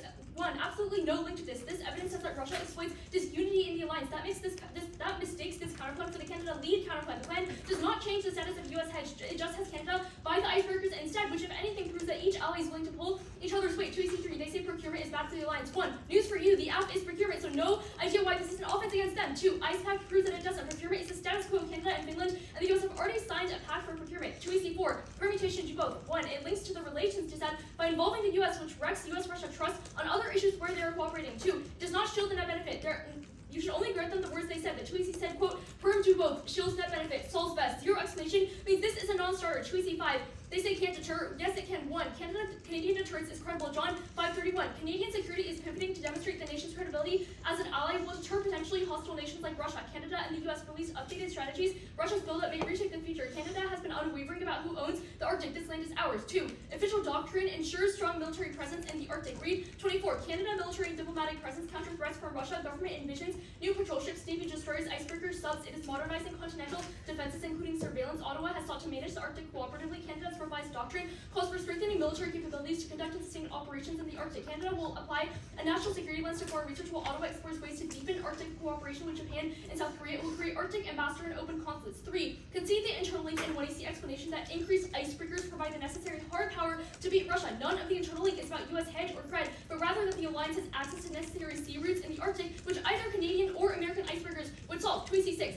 do the counterplan. 1, it's severance. Canada is not the U.S. 2, severance is a voter for argumentative irresponsibility. Vote neg for fairness and ground. Tweezy 7, they say we can't solve maritime dominance. 1, yes it does. The internal link is about expanding South Korea's market share overseas to ensure industry growth so they have supplies to give to the U.S. That happens regardless of who overseas is buying South Korean ships. Canada buying ships will bolster the wealth of the industry. We're not saying that the counterplan solves the other two scenarios in the second advantage, so those are irrelevant. Tweezy 8, Kondo, they forgot to ask, but I'll pretend you did. It's good. 1, negation theory. The role of the neg is to disprove the plan, not defend one. Straight turning counterplans is unpredictable because dissents to a counterplan do not prove the plan is a good idea. Arbitrariness causes shifting goalposts. 2, neg flex. Dispo prevents neg choice and adaptation to Tweezy tricks. Turns fairness. 3, innovation. They cause risk aversion instead of experimentation. 4, their impacts are inevitable. T and gateway issue case are inherently conditional. 5, reject the argument, not the team. 6, dispo kills debate and incentivizes process counterplans to salvage neg flex because they force perms. Tweezy 9, links to net benefit. 1, Canada icebreakers free up U.S. time to initiate dialogue with Russia. 80, 19, focusing on U.S. ignores allies. 7 of 8 Arctic nations are NATO. Non-Arctic allies have assets involved in council. Useful for dialogue and security. Allies free up U.S. resources, improve awareness, manage tensions. 2, it avoids inflaming U.S.-Russia tensions. Odd guard. 25, Western presence would give U.S. and allied militaries invaluable situational awareness and ability to respond swiftly to outbreak of conflict. Canadian leadership is advisable to avoid ramping up international tensions, sanctions, rights, and responsibilities as a coastal state. 3, the impact is about U.S. and Russia relations. They can win that Russia gets pissed off at Canada or NATO, but our link is not that Russia gets mad in general. It is specifically that they lose trust in the U.S., which is necessary for U.S.-Russia cooperation. The Canada counterplan allows the U.S. to distance them from icebreakers. Advantage 1.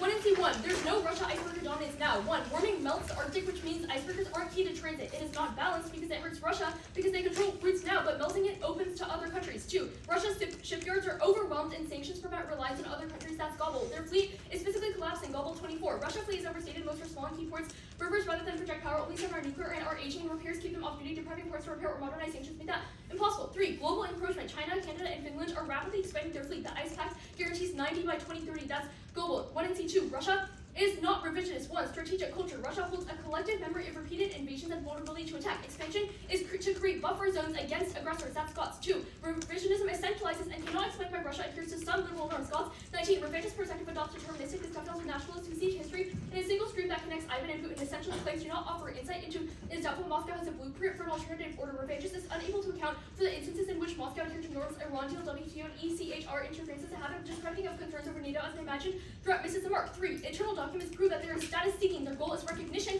as a great power, and they see NATO as an existential threat. That's Scots. 4, their impact card agrees. Russia escalates when they're vulnerable. 1AC shoot. 23, heavy losses sustained by Russian forces to become increasingly reliant on nuclear forces in the Arctic. They will feel more vulnerable on threatening nuclear options as part of national defense. 5, Russian military modernization is reactive. 121, Russian nuclear thinking modernized forces. Putin announced heavy ICBM hypersonic cruise missile drivers and perception of weapons. Our key to status remain nostalgic for balance based on nuclear deterrence. They characterize relationship with NATO desire for man-reflex weaknesses of conventional force in the NATO. Conventional forces security of NATO prevents Russia from de-emphasizing nuclear weapons, means Russia unlikely to agree to cuts without NATO-Russia balance. They say Arctic expansion. You should not let them just repeat the taglines of the 1AC Dig said in none of the words, so don't give them those. But that is also wrong. Putin's statements are wrong. It just says that he's in an existential struggle with the West. We agree, but he struggles more when the West escalates. They say Ukraine. That does not prove revisionism. NATO is simultaneously acceding Sweden and Finland. That's Scots. Strategic culture is also wrong. Your evidence is Western alarmism and highlighted like word salad. Russian documents prove that it is defensive.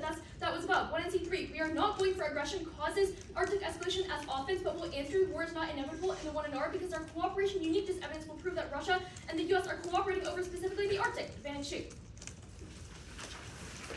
1NC1, 1, no Taiwan war. 1 is military inferiority. US, Taiwan, Japan missiles, subs, mines, and drones overpower the strait. That's right. 2, they forgot to extend Taiwan war causes extinction, which means they get none of the warrants in the Eaton evidence. 3, no miscalc. Loew. 22, no one would go nuclear. Trump declassified its framework. The US would deny China. The US has given up dominance. Planners are aware of inadvertent escalation. Take precautions to avoid unintentional strikes on nuclear capability. China's missiles are survivable to unintentional attacks. ICBM's deployment enhance confidence of retaliation. China does not require retaliation. Risk of use or lose it is 0. NC3 is highly centralized. Pre-delegation is hard. China is unable to adopt a law. Military is aware of a history of fossil arms. 4, logistical obstacles stop tensions from boiling over. Joe.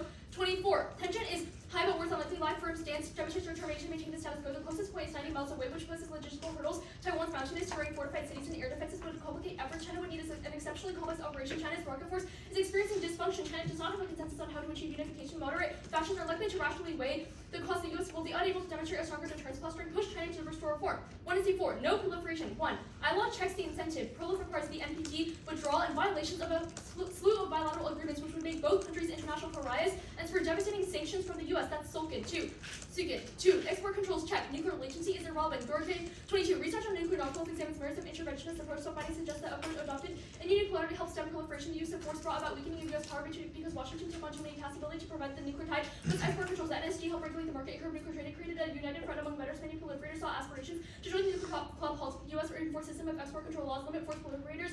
Resort to illicit procurement. NSG closed off access to equipment. Libya is offering a telling example. 1 and C5. No China maritime dominance. 1, denial is not dominance. Even if China leads in ships, that is categorically distinct from guaranteeing victory in conflict. That is the threshold for Chinese military aggression. That's who.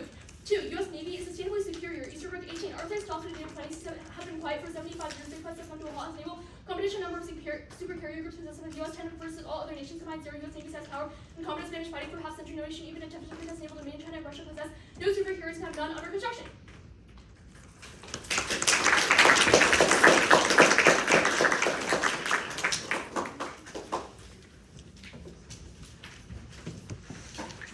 You good? Yeah.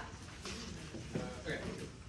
So I want to ask something with regards to like the do both answers as well as like the answers linked to net benefit.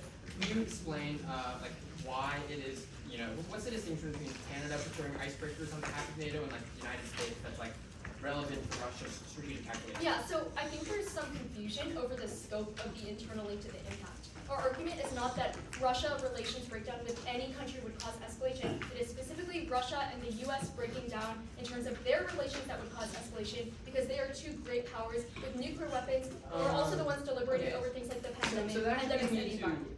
leads me to like I want a little more specificity there. Like what is it about the Arctic that creates that breakdown relations? Like what is the interest? Oh Why yeah, more well, icebreakers? our uniqueness evidence is really good in that the Arctic is sort of the final bastion in terms of U.S.-Russia cooperation because they've been able to find some common ground, even amidst Ukraine, over things like sharing trade routes, etc. Shattering that would be a complete 180 in terms of Trump's posture. So is it the symbolic exercise of icebreakers entering the region? Is there a material cost? Like, yeah, that in addition to the fact that you have read an entire advantage about how deploying icebreakers changes the game of whether or not the U.S. dominates the Arctic. The stakes of that are extinction, which means you have said that icebreakers are extremely significant. So my question then becomes, so Russia's okay with Canada dominates the Arctic?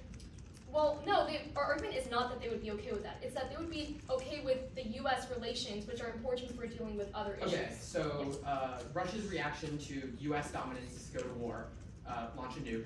What is their reaction to Canadian dominance? I mean, if you've said that icebreakers deter Russia, if that's true, Canadian icebreakers also deter Russia. The only argument we have to win is that does not affect U.S.-Russia negotiations over things like arms control, pandemics, and the environment. Okay, sure. Talk of the case on the Arctic advantage. You said that Russia's already losing its dominance in the Arctic now. So why is any of this relevant?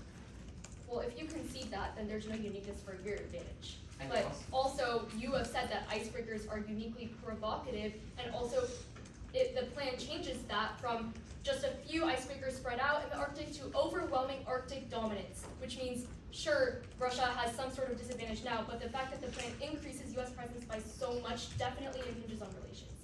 Okay, I actually wanted to ask a little more about that. So, what's with this, physically collapsing thing? What's happening with their fleet? What's wrong? Yeah, it says that, well, the global evidence says that the ports are small, there's only 7 that are nuclear and they're aging, the repairs keep them off duty, and sanctions have made it hard to find the right parts to repair.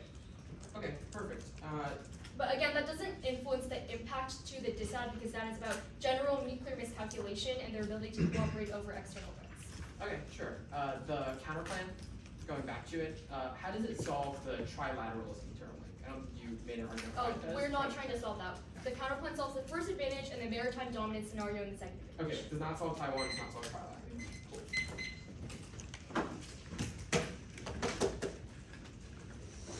All right. I want to start kind of at with cross-ex there. What are the major themes of this cross-ex? What did Jordan spend time on? Yeah. The Canada CP. Yeah, good. So the 2NC extended the counter plan and spent some time on case. We started and ended with questions about the Canada counter plan. What are the kind of content or crux of those questions? Yeah. Understanding how and why it doesn't link to the net benefit. Yeah, so we got a lot of questions about the permutation versus why the counter plan might trigger the net benefit, right? What do people think about that? What's kind of the reason strategically to invest time in sort of clarifying the negative argument and arguing essentially that the counter plan links to the net benefit?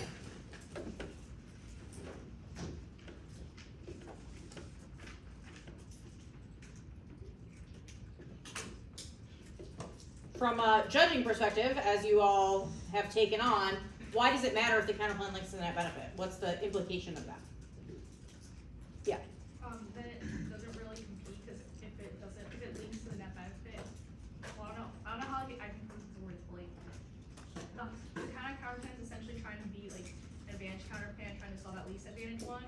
But if it links to the net benefit, that means that it doesn't really solve anything because it doesn't actually I don't know how to explain it. No, I think you said some good stuff there. Yeah, go ahead. I was just gonna say, since they conceded they don't solve advantage 2, it would mean the counter plan leads to every effect of the plan, except they don't solve the advantage 2, which means it's like they instantly kind of lose the counter plan. Yeah, so there's two different pieces there.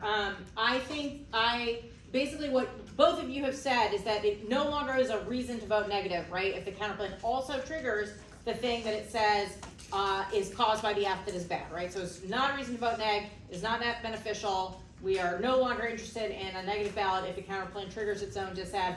Probably, question mark, to be seen later. But the second piece of that, I think that is isolated or is independent from the second thing you said, but I did want to talk about that too, which is, so which parts of the case did Nora say the counterplan solves in that cross-ex and in the speech? Yeah. The first advantage in the maritime dominance scenario in the second. Good. So that is a pretty detailed answer, right? It's a pretty specific slice of AF offense that Nora says the counterplan resolves. Why might we do that? So a lot of you are probably used to debates where the negative is insisting that the counterplan solves the whole case, right? This is not that. What is the strategic benefit or advantage, or why might we be doing that? Yeah. His big defense against the counterplan is going to be you don't solve for X scenario, and that's how she's going to try to make solvency deficits. But if she just outright says, yes, we don't solve for that scenario, she can outweigh it much easier. Potentially, yeah, totally agree with that. I think that is a good summary of like we are selecting particular pieces of offense to neutralize, and then we're saying we're letting you have others, and we're going to do other things about that. So kind of clarifies or is splices up the offense in ways that can be useful. Yeah. Maybe something about like how if it's true that a Canada counterplan causes trilateral and then Russia sees that NATO infringing upon the territory, that means sort of like a strategic incentive. Yeah, I think that's potentially true too. Yeah, that's a good point. Other thoughts about the 2NC? So I wanted to note that it was extremely well organized, that we used those 1NC numbers as we were extending 2NC arguments on the case, and on the off case we used 2AC numbers to identify which arguments we were answering. It was beautiful. It really soothed my neurons. I loved it. There was something else that you said to me. What was it? Like 2NC numbers. Yeah, that's what I just said. That was the only thing I remembered you saying, but you maybe said something else. It's like choosing where to read cards. Oh yeah, exactly. So selection of arguments. Did Nora extend on the case pages? Did Nora extend everything that the 1NC said? No. Agreed. How do you think she went about selecting which arguments to extend, and subpoint, how did she select where to read evidence? Yeah. Especially on the revisionist claims, since there was a lot of warrants from both sides, she would read more evidence, I think, to further support her claims, and give empirics about it as well. Yeah, absolutely. So we sort of flagged or identified very early in this debate that the question of Russian behavior and revisionism would be probably a pretty important one, and that, you know, has played itself out. It's shown itself to be true. We're spending time on that. We're reading a lot of evidence on both sides. We're making a lot of arguments. I think that's good. How else, anything else about how the 2NC might choose where to read evidence or what arguments to accept? Yeah. Recently about how they like implicate counterpoint stuff, like she extended the no timeline impact and then in cross section said you're not going to the timeline. So like That's true. It's a strategic package where we've, you know, we're dealing with some math offense in this way and some math offense in another way, but we have, you know, that requires reading evidence in particular places to supplement or to bolster the places that we're dealing with it with defense. That's good. Make sense? Questions? Want to hear one in R? Yeah.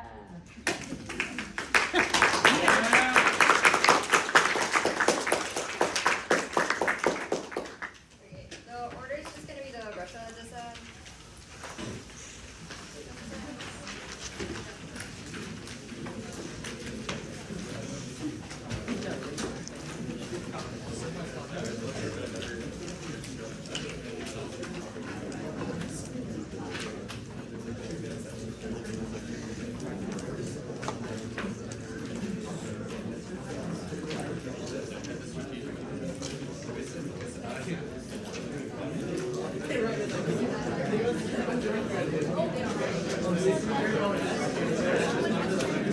Okay, listen up.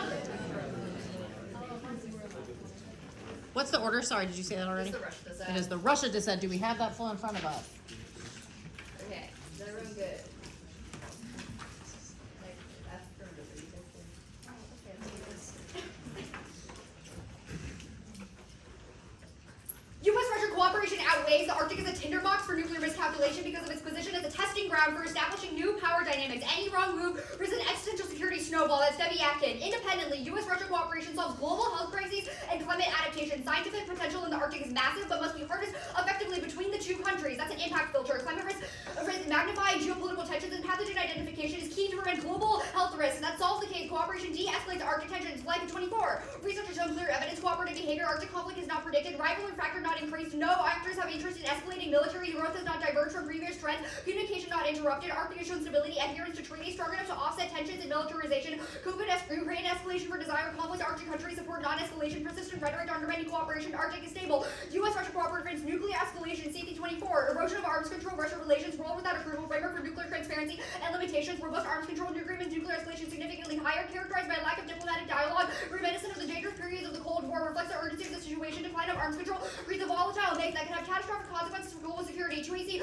Group 2AC 1 and 4, cooperation inevitable. 1. These cards are about inevitable Chinese-Russia cooperation. This dissent is about U.S.-Russia relations. I don't know what you're reading. 2. Cooperation is on the brink now. Russia's cooperating with the United States because they want to prevent other actors from crowding in, but the trust is fragile. Just the perception of presence threatens Russia. That collapses cooperation. Black for 25. Putin's interest in Northwestern geopolitical dominance and future security supplement. Territorial just posits Russia's commitment to declaring the Arctic our resource base significant economic importance. The Arctic is not focused on economic, closely linked to security priorities, defending ambitions, particularly for the U.S. and its allies. Russia adheres to limiting the shelf, foreign policy, stay at the sea straits, the unconditionally national interest in rights, action in Ukraine law, among such as Canada, Denmark, U.S., and the commitment to international law, competition aligned with greater mutualization as Russia feels compelled to defend what is seen as vulnerable resource against foreign containment. 3. Cooperation ebbing and flowing from the Debbie Atkin evidence is our argument framing for how you should view the uniqueness debate. It's not a yes or question, but we read specific evidence that the plan pushes Russia over the edge. 2AC2 with cooperation fails and no spillover. 1. Yes spillover. The novelty of Arctic power dynamics means is at the core of U.S.-Russia military interactions. The race to the Arctic determines the new distribution of global influences. Cooperation is essential to progress in areas like Ukraine. Kennedy and Glantz 25.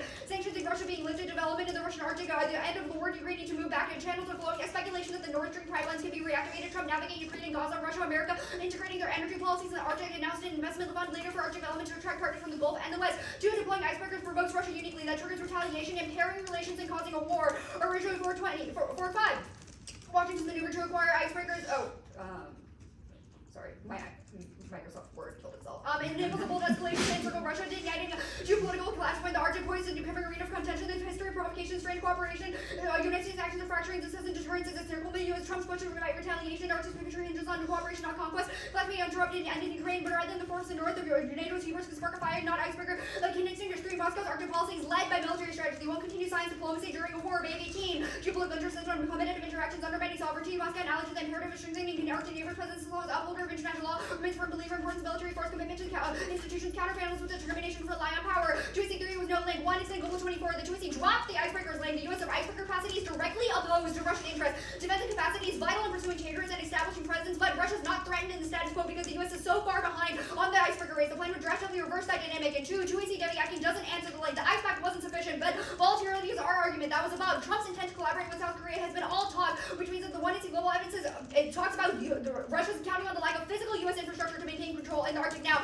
And 3, U.S. believes any unilateral Arctic action is polarizing. Sputnik 23, Russia's taking all the necessary measures to secure its national interests in the make. Washington unacceptable attempts to unilaterally extend its control. Cut the card, extend its. The thumpers, that was 2AC5 and 6. U.S. and Russian relations are a spectrum, which means the thumpers are proof that the Arctic is the final arena for cooperation, the creative framework to stabilize other issues. The 2AC7 was the ice pact. Thumper with U.S. relations are stable now because U.S. naval capacity is insufficient in the Arctic. The ice pact wasn't militarily powerful enough to threaten Russia. That is also a cross-applied to 2AC8. Trump is stabilizing Russian relations in the long term. The 1AC uniqueness evidence in crisis that in Ukraine. I read the Kennedy and Glanz evidence above that the cooperation on Ukraine is happening now because Trump and Rutte are both volatile about their diplomatic strategy, but they're moving towards humanitarian cooperation. The BRICS don't thump. There's no award in the 2AC for this. Uniqueness evidence should be held of linking thumpers specifically to our cooperation, and sanctions have been rolled back in the status quo. Greenland is a point of cooperation, so it doesn't count as a thumper. But again, they have not read evidence for any of these thumpers spilling over to Arctic cooperation, so it's only a question of the 1AC link and the premise of the entire deterrence advantage that was read in the 1AC about deterring Russia specifically.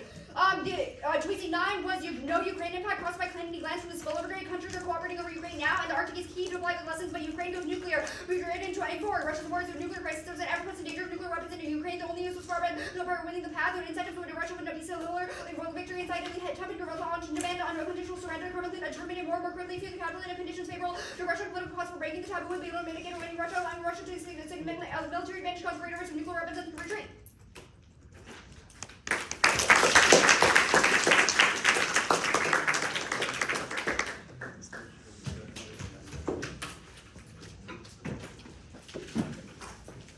Awesome. How do we do with that one? We follow most of it. Got a lot of things down. It was a touch quicker, but Katie's very clear, so I imagine you still were able to get most of it down. Hopefully all of it. Okay. So I'm curious. What's the turns case argument we had here? Danae spent some time reading multiple cards. Sasha. It says that there can be no pandemic or biodiversity responses without cooperation, and so it turns case because if Russia and China are in a war, then science diplomacy doesn't happen. Sure. So we did make arguments that it prevents the ability to deal with some of that. There was an argument, though, that there were 2 cards read on for why it turned the case that was specific to a particular impact in the 1AC. Not quite. Decreases Arctic tension?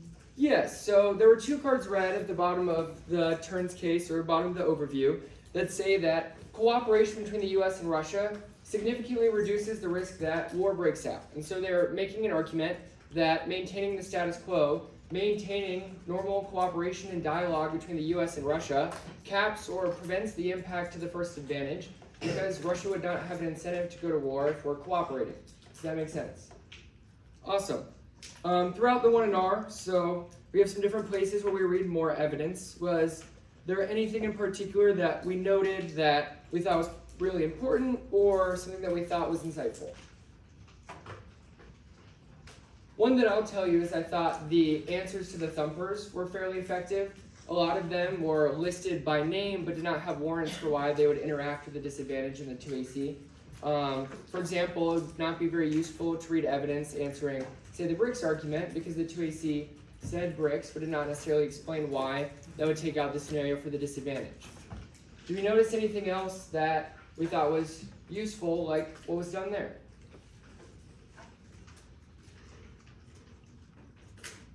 Yeah. Yeah, and so that made things more efficient. Grouping arguments in the 2AC that you can answer thematically similar ways is always useful, especially if the evidence you're going to read answers both of them at the same time. The judge can usually follow along. Arguments were grouped by number. Arguments were identified by number throughout the entirety of the speech.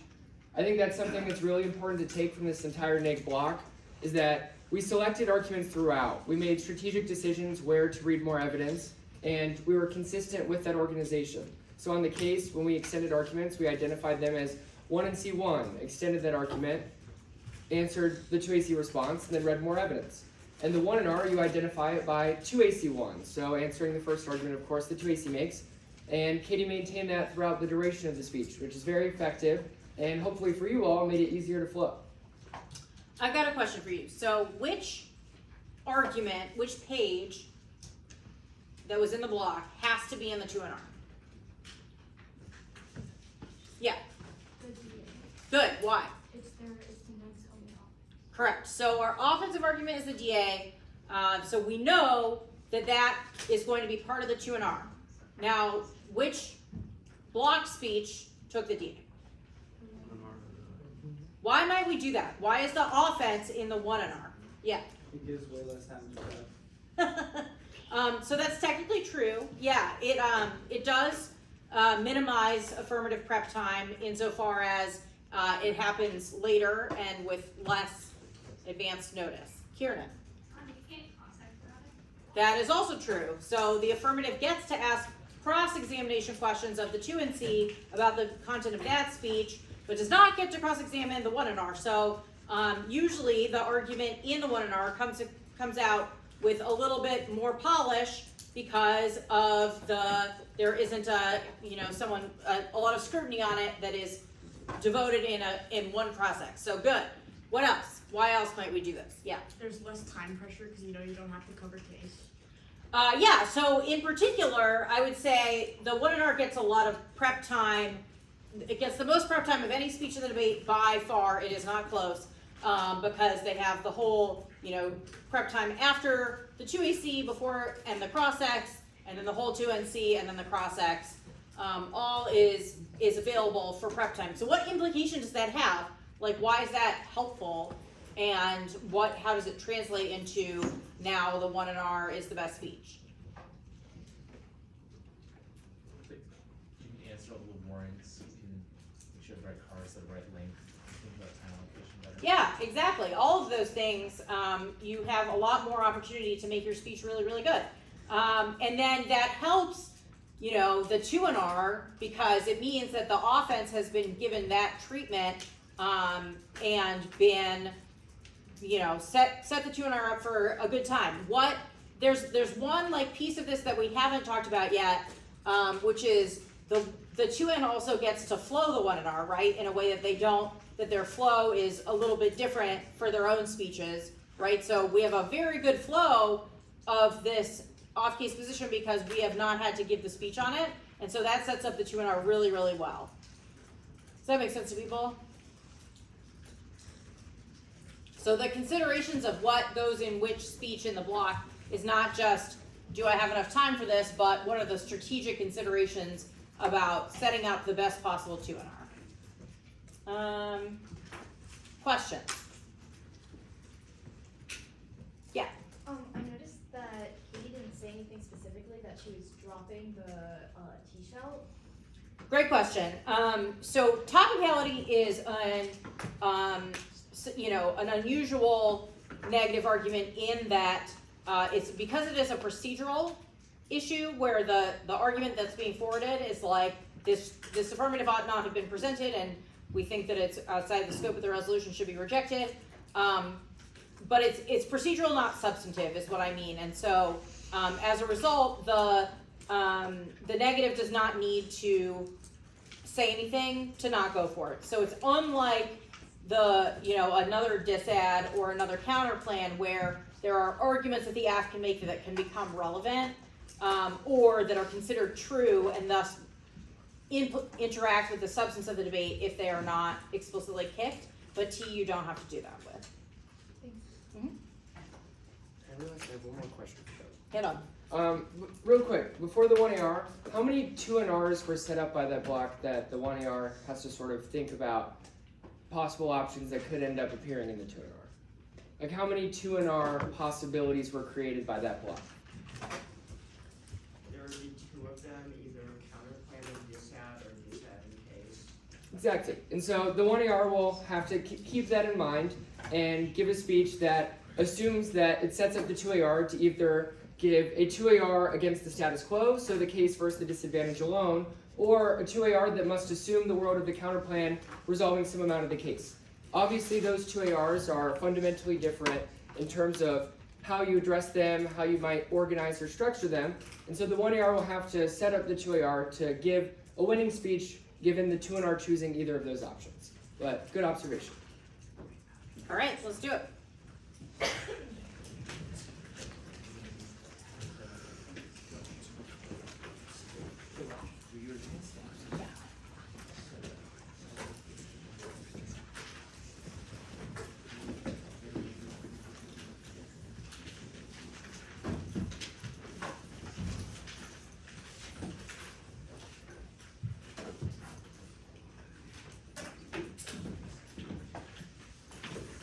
Okay, the order will be the alliances advantage, then the Arctic advantage,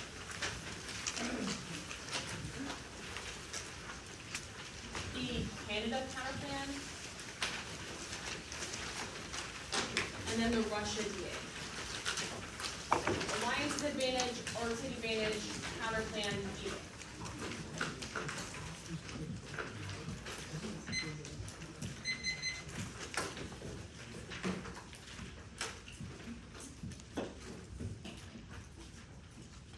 Okay. Is everyone ready? Amazing.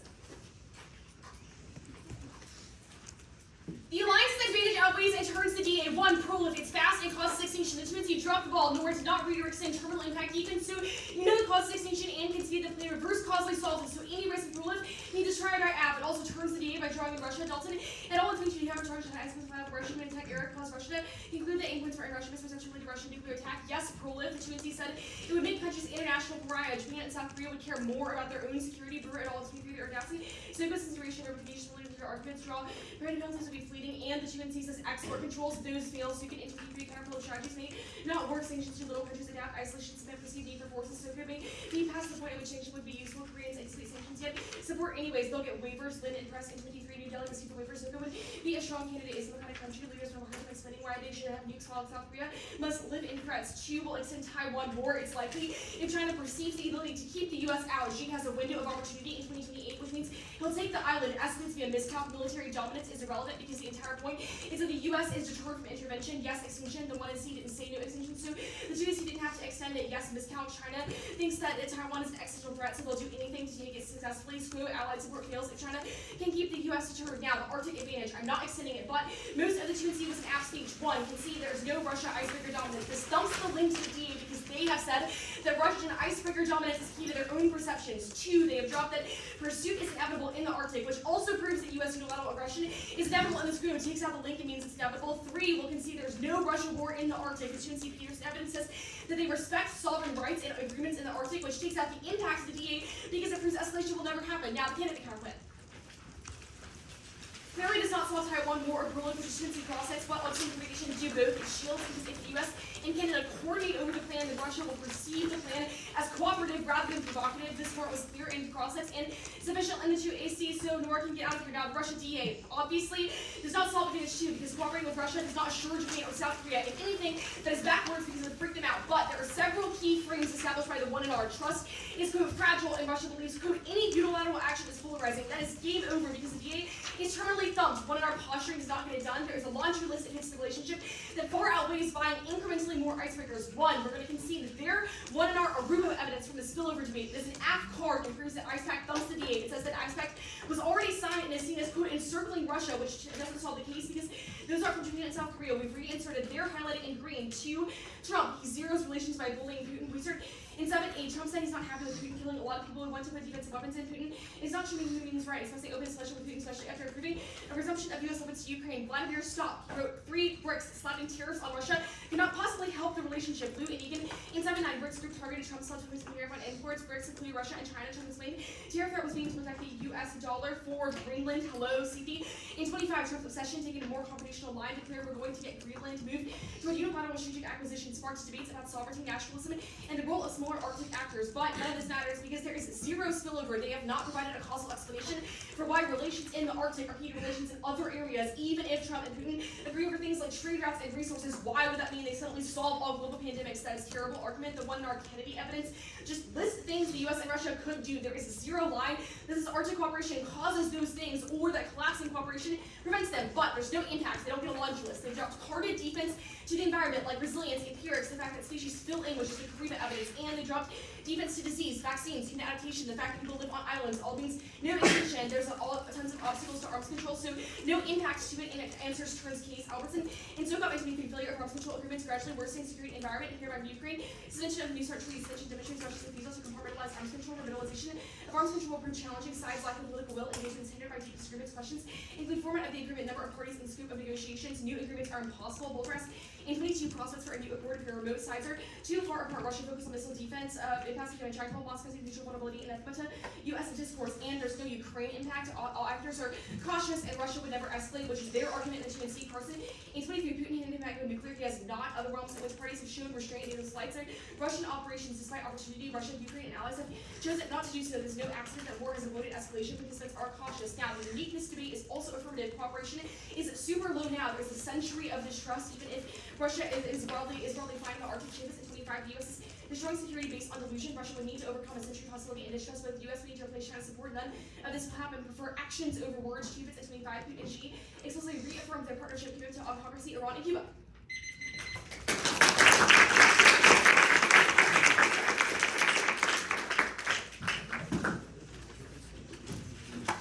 How'd we do?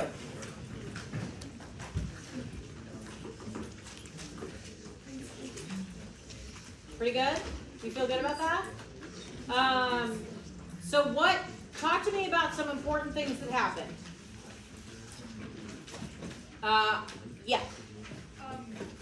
They picked advantage 1, which is what the counter plan is supposed to solve, and so now it doesn't solve any of the app, which is the entire point of a counter plan, and they also that also means that there's no net benefit because of like spending so much time on the DA as well. Okay, I agree with you about point 1 for sure, and then I think, I think it's more of a subjective evaluation whether there is a DA or not, but it does mean that it does free up time that was able to be spent on the DA. Yeah, Sabina.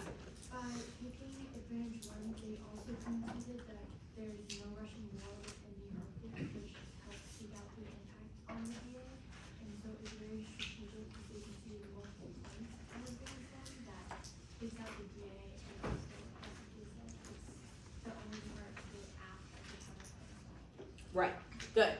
What were you going to say? Yeah, exactly.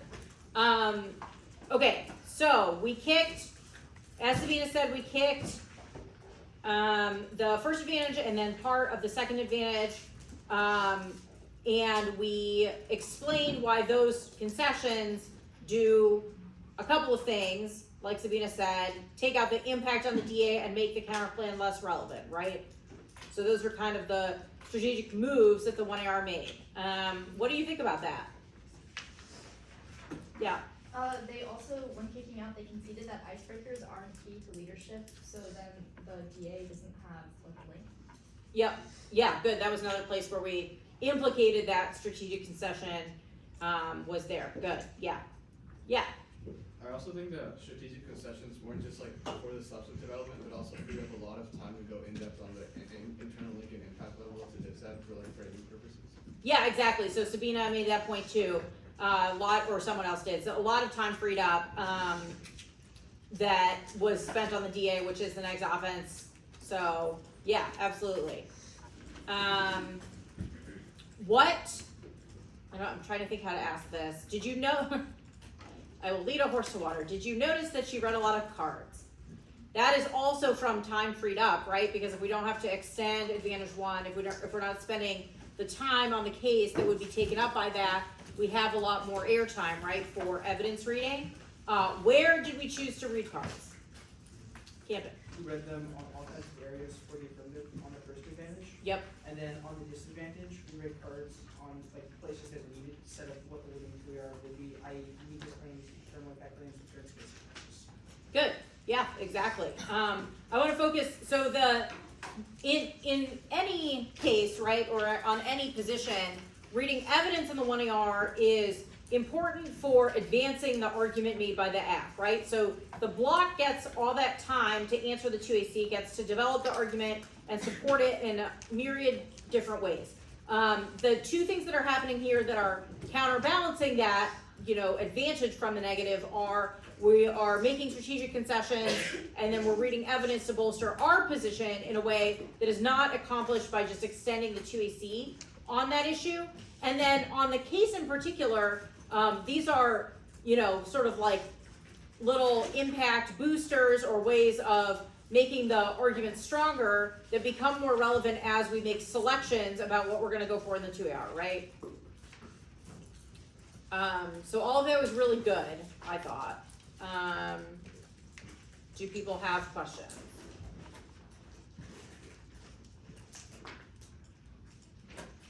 If you're neg, what are you thinking about right now?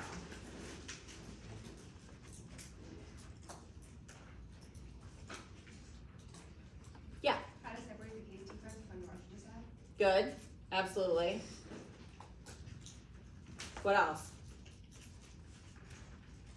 So we want to, isolate our DA from what the AF says takes it out.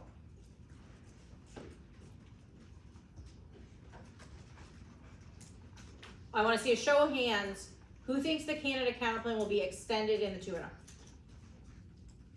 Yeah? Okay.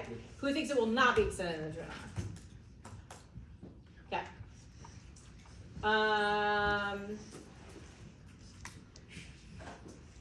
Yeah. Do you want more time, Nora? Yeah, I'll do it. Okay. So as you're heading into the 2NR, there's a few kind of things to think about that I think are relevant here. One is making the use of that 1NR, right? So the 1N has given a speech. They have read a bunch of cards. They've made a bunch of distinctions. They've done a bunch of good work. In setting up the 2NR, there's like a couple of roles that I think a 1N can play that are distinct from, so some people are in the habit of having their partners like write out substantial parts of their speech. I think that is suboptimal for a number of reasons, but that does not mean that there's no role for the 1N in setting up the 2NR, because the 1N probably has the best grasp of the evidence on the DA, right, which we all agreed is going to be in the 2NR no matter what, and can be sort of talking you through those distinctions, can be making evidence comparison arguments, can be kind of guiding the 2NR on that stuff. So that's a role that I think the 1N can play. The other kind of big place for the 1N is kind of catching just, serving a backstop function, like, what are the sort of cleanup tasks that you can do or things that you can take care of that are pretty small that don't require huge swaths of the speech to be written out. So those are just some thoughts I have about 1N pre-2NR. The other thing I think, we've sort of identified this 2NR has some strategic, considerations that are influenced by what's happened in the round. The other things to think about that are more generic about the 2NR are, we're going to go probably pretty fast, so keep those flowing pens sharpened, and we're going to predict the 2AR and we're going to preempt it. So the hard thing about the 2NR is many things are hard about the 2NR. One of them is you have to beat the 2AR. It is not about beating the 1AR, it is about beating the 2AR. And so it requires a little bit of prediction and foresight about what the 2AR is likely to go for, and kind of making arguments that overcome what you think the AF has to say. Questions about anything that we've talked about so far?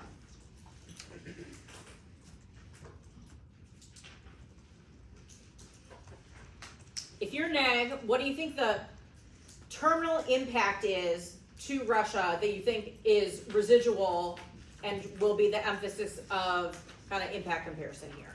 Yeah. Maybe the Arctic war thing, because I think the other pieces aren't that developed for Nora, and some of them are hard. Yeah, I agree with that. I think that that is likely to feature, which gets back to something that was said previously about insulating that from case defense. So we'll definitely hear about that. I think that's good. Yeah. You got okay.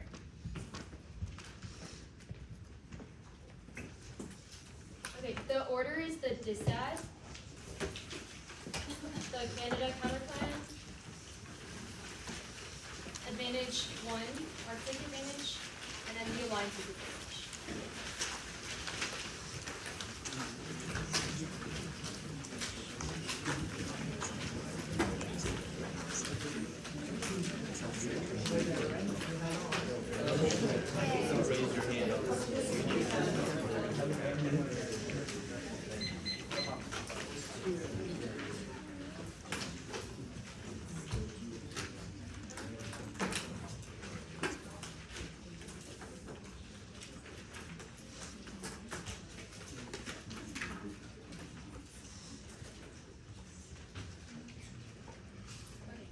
Is everyone good?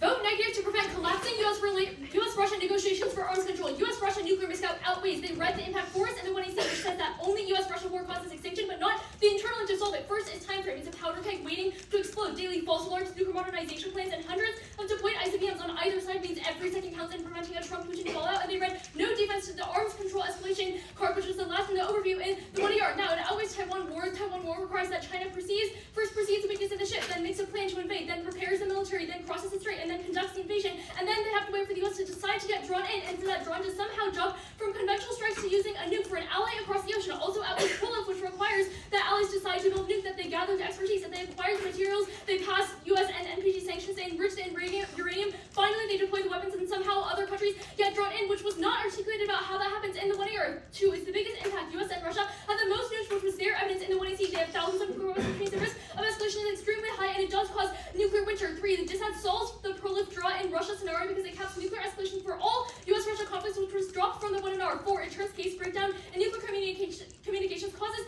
their impact scenario, which is about nuclear miscalc and draws in China. It's not specifically about Russian aggression. Now, the first argument was Thumpers. 1, that is wrong. Framing issue for the Thumpers is that there's no chance that U.S.-Russia relations are perfect. Distrust is not binary, but a spectrum that reacts to contingent circumstances. Thumpers prove that the Arctic is the final bastion for revival of relations because it's one of the only issues where they're cooperating now. That is the same logic as their advantage about Sogo-Japan relations, which is that even if other stuff is screwed, one issue can provide an opening for cooperation. The threshold for a Thumper is that relations are so beyond revival that it's not even worth attempting to strike dialogue. They say the ice pact is already signed. The Matsuda evidence is hyper-specific. It says the ice pact in the status quo does not threaten Russia because they feel that it provides an insufficient number of icebreaker fleets, which they agreed with in 1AC crossings. They said that more icebreakers are the make or break for dominating or ceding sovereignty disputes in all Arctic conflict with Russia, and the stakes of this are extinction. The 1AC crossings described the status quo as a few spread out icebreakers, whereas post-app the U.S. would have an overwhelming presence. The 1AC Migdal evidence says that, quote, it's the future of geopolitics, and icebreakers are the backbone of military power, which means the plan substantially changes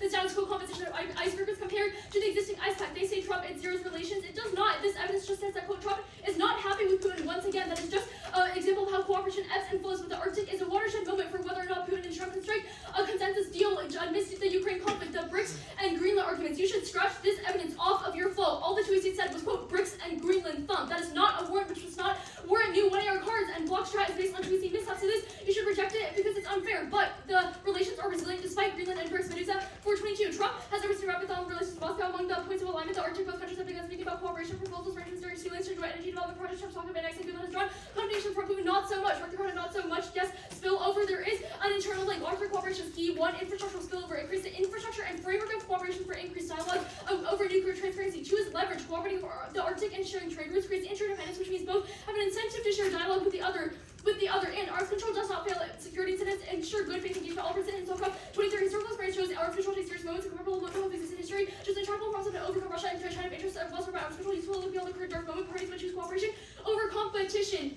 Yes, the Ukraine impact defense system applies uniquely about Ukraine being not worth it for escalation, which is different from US-Russian nuclear perception. Cooperation is not low now. One is official consensus. They've agreed that the Arctic is an area of economic cooperation. Trump is pursuing deals to end the war in Ukraine, and both want natural resource exploration and trade. Recess, Drozak, and Nardelli choose the concrete proposals they're discussing sharing sea lanes and project energy development. And project 3, link controls the direction of media. Uncertainty about cooperation now proves the delicacy of current relations. You should prefer actions over words, but that is negative because there have been actions, which was all the negative evidence right above. Canada counterplan, surprise, concede the permutation. Phase 1. The concessions are relevant. Conceding Russia icebreaker fleet nuke does not mean this is not the strategic stability decide about whether the U.S. and Russian militaries are balanced. It is about whether the U.S. takes threatening action that is a complete 180 from the current atmosphere of Arctic cooperation. Pursuit not inevitable. We have issue-specific uniqueness about how Trump and Putin are cooperating over the Arctic now. We did not say no Russian war in the UNC. This evidence says that cooperation is key to prevent Russia from escalating, which is our internal argument because cooperation is high now, but the link sabotages Russian cooperation. Advantage 2.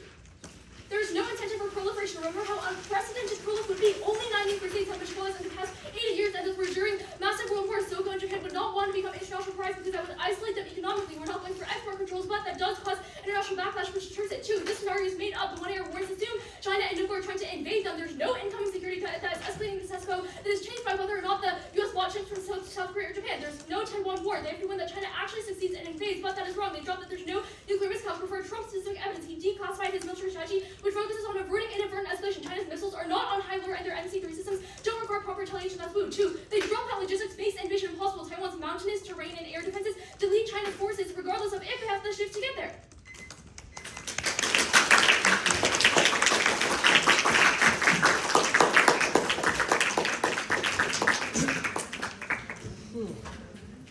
So, that was grade 2 in R.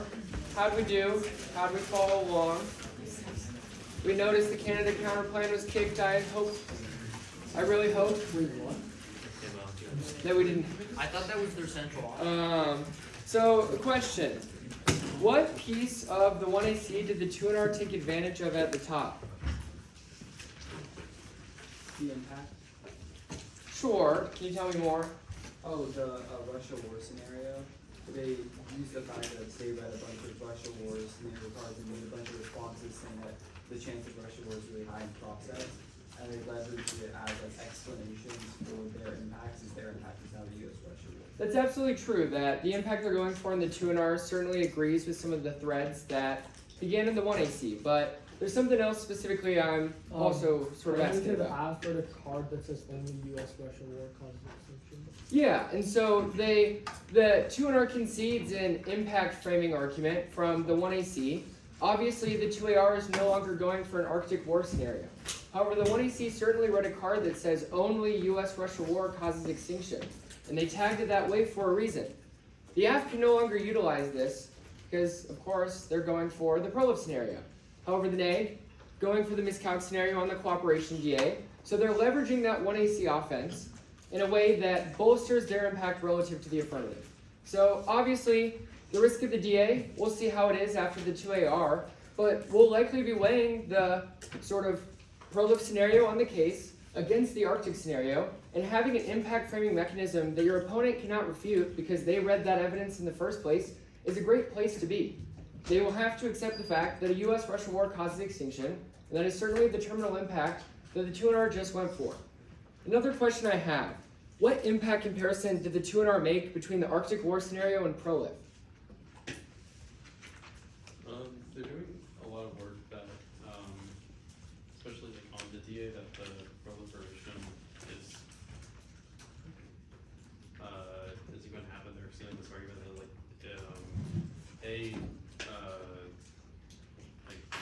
South Korea and Japan, like this thing about them being invaded isn't really realistic, and that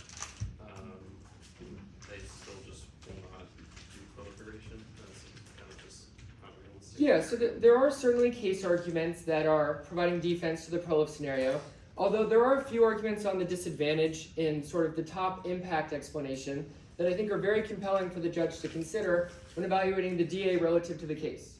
Dave. Like they keep talking about all the hurdles that the advantages will need to like jump through in order for the end impact to actually happen, and like comparing the time frame of these two advantages, and also like just the probability of Russia and U.S. war in the Arctic. Yeah, so that's exactly what I'm getting at. First off, the 2NR identifies this sort of magnitude element. The 1AC has said only US-Russia war causes extinction, exploited that at the top of the 2NR, and then makes this next set of arguments, which is that the prolif scenario is super slow. Countries would have to decide to get the bomb, they would have to gather the materials, they would have to build the bomb, they would have to decide where to use it, they would then have to wait and see if another country decides to respond, retaliate, explain who gets drawn in, etc. So all of these things are impact comparison that will be incredibly important in a debate where we are weighing the case versus the status quo, or the case versus disadvantage. So that is why we said our impact is larger. That is why we said prolif is slow and Arctic war happens quicker. And so obviously that's relevant. It's also fairly important to make that first Arctic war outweighs argument, given that the bloc does not have a ton of terminal impact defense to the prolif scenario. So we need something to generate impact comparison, and using the US-Russia war outweighs argument is a way to sort of do that without being able to make up whether or not we read impact defense or not. Another question I have, how did the AF deal with the arguments on the first advantage that was kicked in the 1AR? Obviously there were some pieces there, we still went to that flow, talked about it for a bit. What did we do there?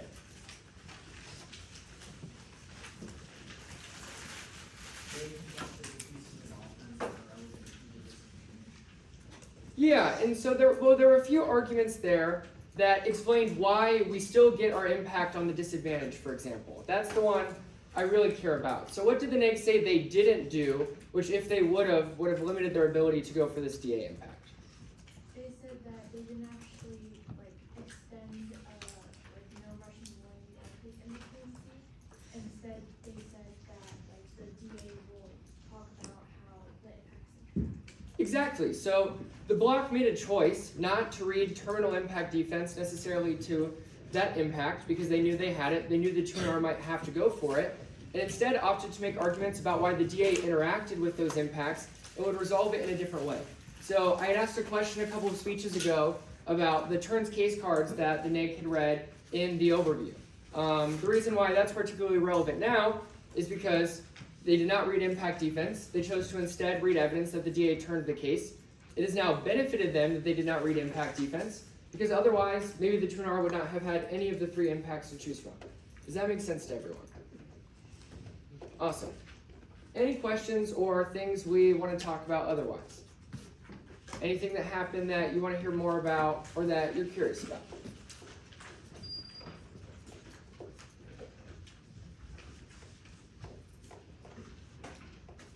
All right. How do they respond to China, to the 1AR's argument that China attacks because it views Taiwan as an existential threat? Well, so the 2NR extends some arguments for why they believe that China would not invade Taiwan. There may be geographic reasons, or for example, that it's mountainous, it would make it incredibly difficult for the invasion fleet to do so. And so they might not have disagreed with the premise that Taiwan is certainly important to China. However, they have made arguments that when China is considering its calculus of whether or not it will invade Taiwan, there are important things it has to consider. So whether or not its military is capable of doing so, how the US or Taiwan might respond to that. And so not necessarily did we directly answer that premise, because the neg probably agrees to some extent that China does care about Taiwan, but rather there are external reasons why China would be unwilling to sort of take action on that desire, because it would be incredibly difficult, which is what the 2NR said. Awesome.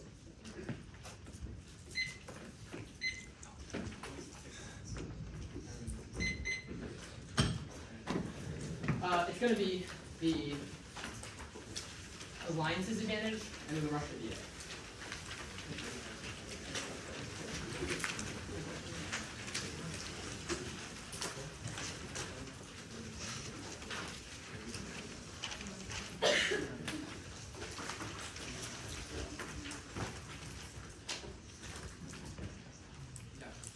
Is everybody good?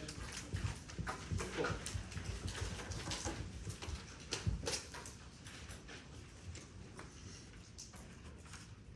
case outweighs the DA's proliferation causes extinction quickly, it causes the nuclear crisis, but in East Asia and across the globe, South Korea and Japan proliferate immediately, causes other countries to follow on due to perceptions of insecurity. It is fast, does not require actual development of the bomb in order to cause nuclear war. Rather, preemptive strikes by Russia, North Korea, and China all guarantee fast escalation. They will obviously not wait for their biggest adversaries within the region to develop a nuclear weapon, rather cause immediate nuclear war through miscalculation and nuclear accidents. A single bomb going off is enough to cause a global cascade. Best to our argument is that it does not cause extinction because of Russia. Dropped 1AR Dalton, which says that proliferation draws in Russia immediately because they're one of the ones that would engage in a preemptive strike, guarantees extinction, accesses the precise magnitude frame of the 2NR, but our impact is bigger because it causes a global nuclear war, because it causes cascading proliferation around the world. There's no articulation of a 2NR impact for any reason why it goes global, just that it causes the US-Russia war, even if it might be large, the sheer number of nuclear conflicts occurring, and where absent the plan ensures that it outweighs the 20CU in Zabala. The 20CU in Zabala, that no prolif is wrong, overriding security interests now. First piece of 1AC evidence indicates that South Korea and Japan view this as an existential security issue for them not to have stronger shipbuilding capacity to counter China and North Korea within the relevant regions. It ensures the collapse of their security interests, which overwhelms the fears about being a pariah. Drop 1AR card that explicitly answers their argument. Next, they said the argument about empirics in 80 years is disproven by India and Pakistan developing nuclear weapons. Arms is predictive of now and says that unique security tensions are to cause dismissal of any purities empirics now. The next argument was sanctions dropped, then they'll get a waiver, which means that they won't face any sanctions, as well as the fact that they view security over their own economics. If your life is at threat, you will not care how much money you have to spend to do so. Now, the Russian DA.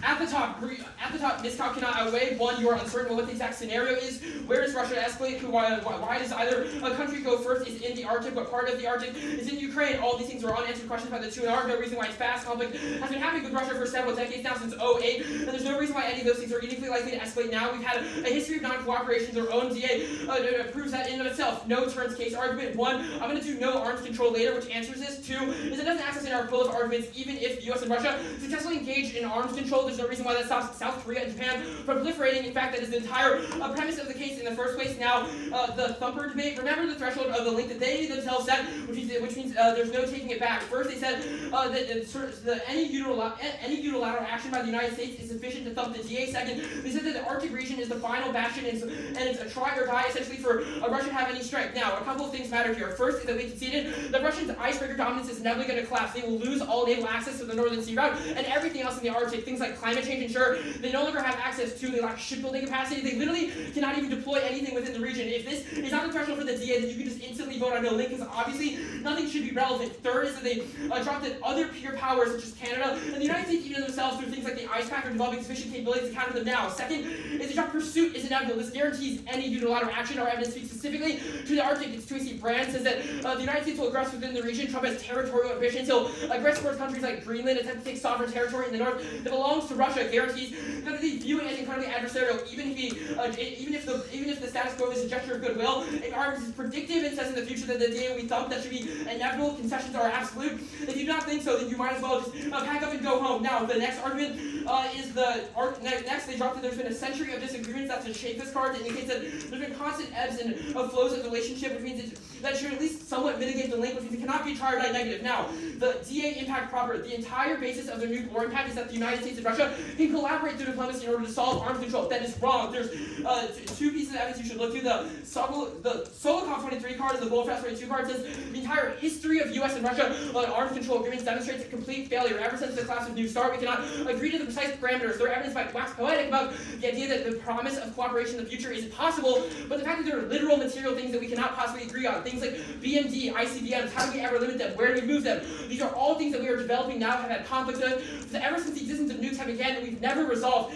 Trump is no diplomat. Trump that frame also makes it even more complicated. There's no reason why he can work out the precise mechanics. None of their cards assume Trump. Assume the precise materials. The new 2NR card is even worse. It just, again, gestures at the promise of cooperation being possible. Randomly cites China and goes on to say absolutely nothing. You should err towards empirics in this area. Now, last thing is the extension of conceded Arctic defense. They absolutely said Arctic defense in the 2NC. They extended the 1NC card, which was tagged no Arctic war, cited things like economic sovereign interest and the belief that we should, maintain peace within the region. They even read a new card in the 2NC, which, despite how they tagged or attempt to spin it in the 2NR, is explicit that says that Russia does not want war in the region, which we should mitigate the case. Look, huge risk that they attempt to proliferate. The DA has too many individual holes. Can't vote for it.